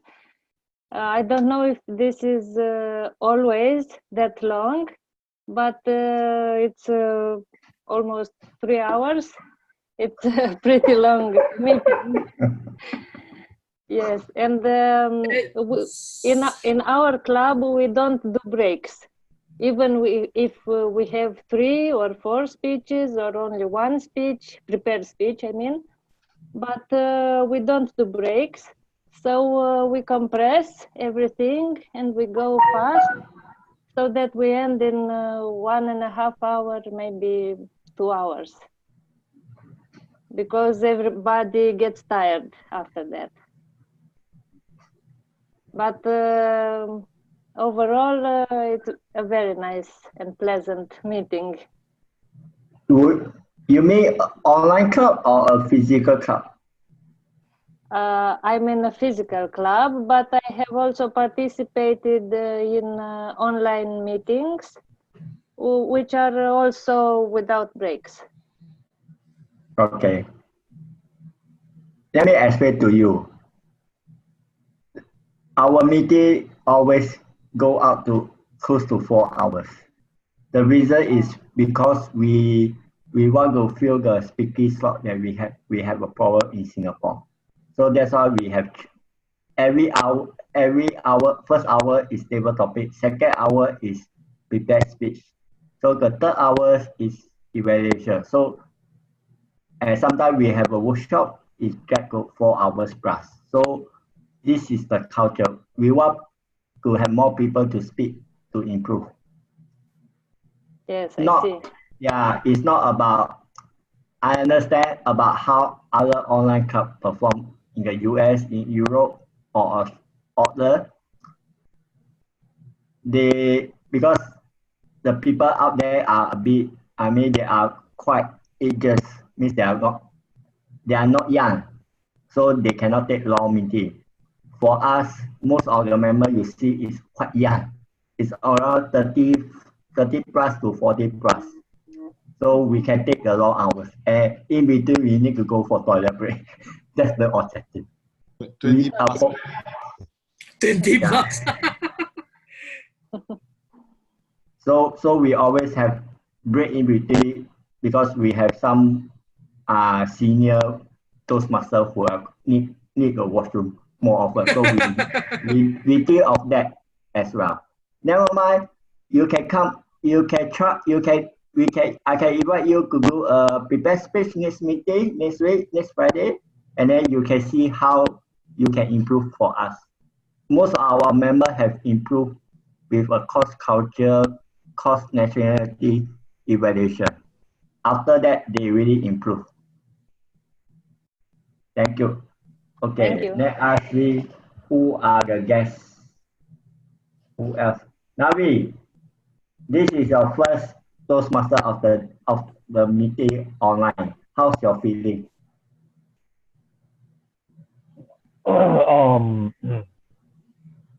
Okay. Pretty alright, I guess. How different is it for a physical club Toastmaster of the day and online club? Okay, first of all, I have to apologize. I came late. Alright, I was accosted by the people outside trying to sell me stuff from the Pasar Malam. It's a night market. For those people who don't know, Chinese New Year is coming tomorrow. Yes, it's a Chinese New Year is coming, so there's like a night market, and they're trying to sell off their stuff before the last day of the night market. So like I was like haggled by. So yeah, that's one thing, and yeah, it's a pretty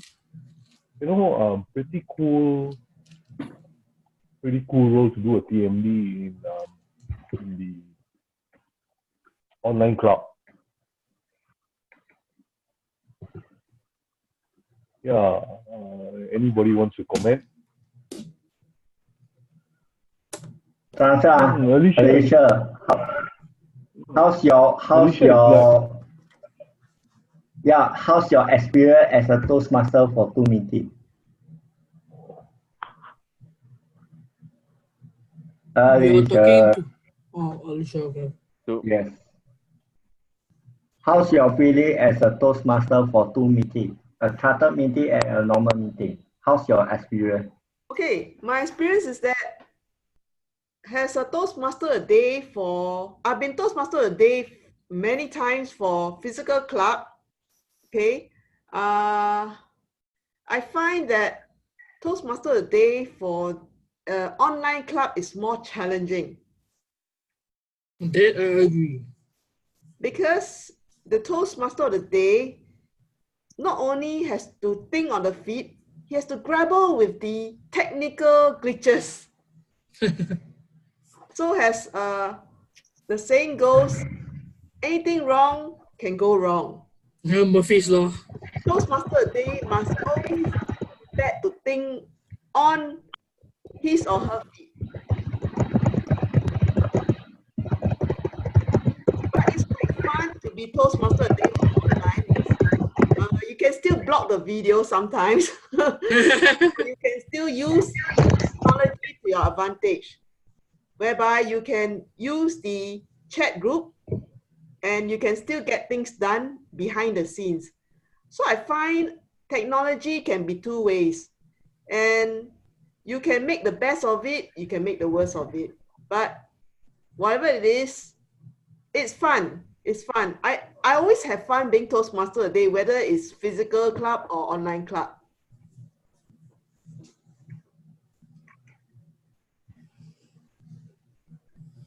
Okay, thank you, Alicia. So, how about Abu Kami? Problem. Abdul, give us your feedback of the meeting as compared to others online club. Now I'm gonna stand up tall and straight. Okay, I just came home. No problem, no problem. I find it interesting because I like to meet new people, and then that's how you can have some idea how different people have different mindset, attitudes, speaking, body languages, and this is something that I like because that I can pick up and learn from every one of you guys.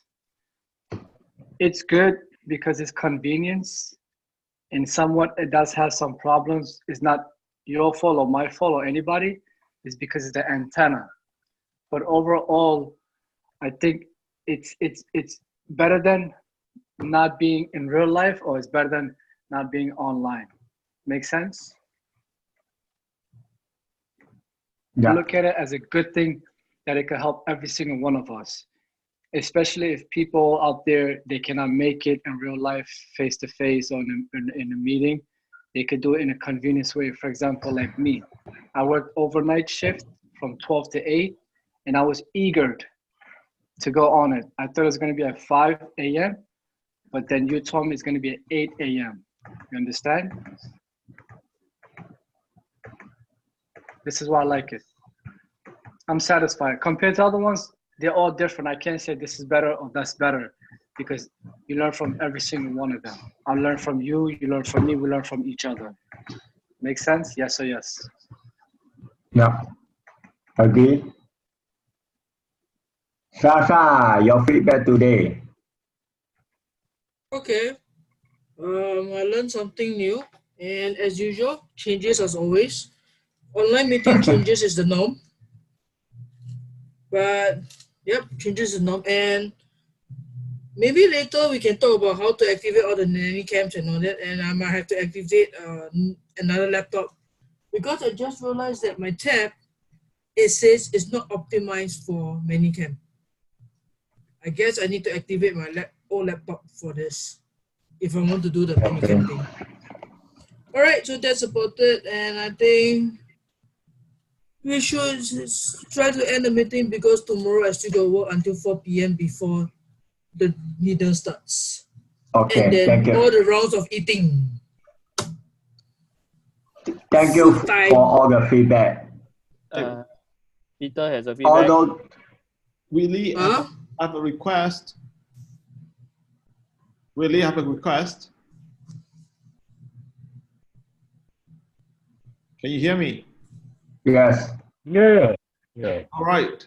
I just started a YouTube channel, so hoping you folks can help me achieve the 1,000 subscribers so I can unlock some of the new features in YouTube. So I'm going to share my screen. Are you seeing my screen? Yep. Yeah. So, Yep. hang on. This is the YouTube channel. Can you see that? So would appreciate if you guys can just subscribe to it after you've watched it, that you feel that it's good. And from this channel, I'm also going to share some of the tips on how to create videos and all these interesting videos are created in our place here. So yeah, so you just smart time.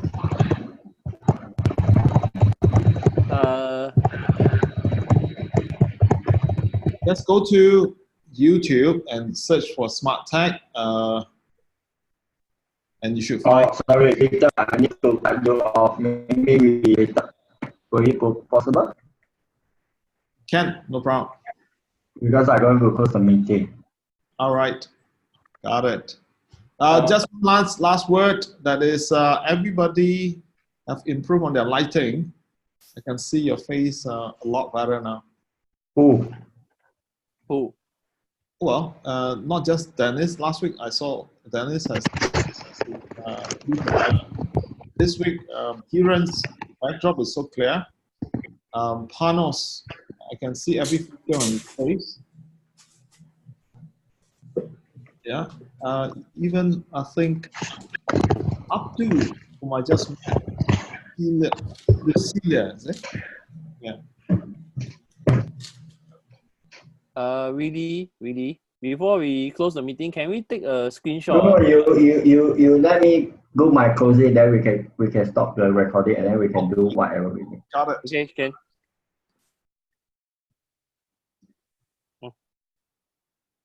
Tonight, although we got only 4 speakers, we used up 3 hours of the meeting.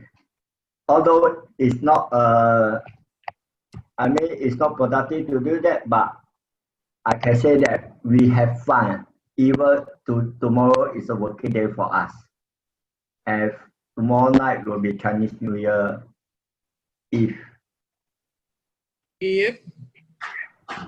And it has been a very challenging week for me as a club president, as a friend to a lost friend who passed away suddenly. But I still continue to attend this meeting via fear, even I am very tired for the week. Regardless of what, wherever we are, we can attend this meeting via any venue issue. And I would encourage all Toastmasters, all members, whether you are a member of this club or you are a member of other clubs, come back and invite your other Toastmaster friends to join our meeting. I can hear your various feedback that is really fun. How far, I don't know, but we need your help to reach out to the Toastmaster out there around your country, your community, or even your contact list. Send them the progress sheet, send them the list. We are always available every Friday, 9 p.m. to midnight, or 1 a.m. or 2 a.m. And I declare committee closed. And we can talk anything under the blue. Are we going to take a group photo? Wait for recording stop first.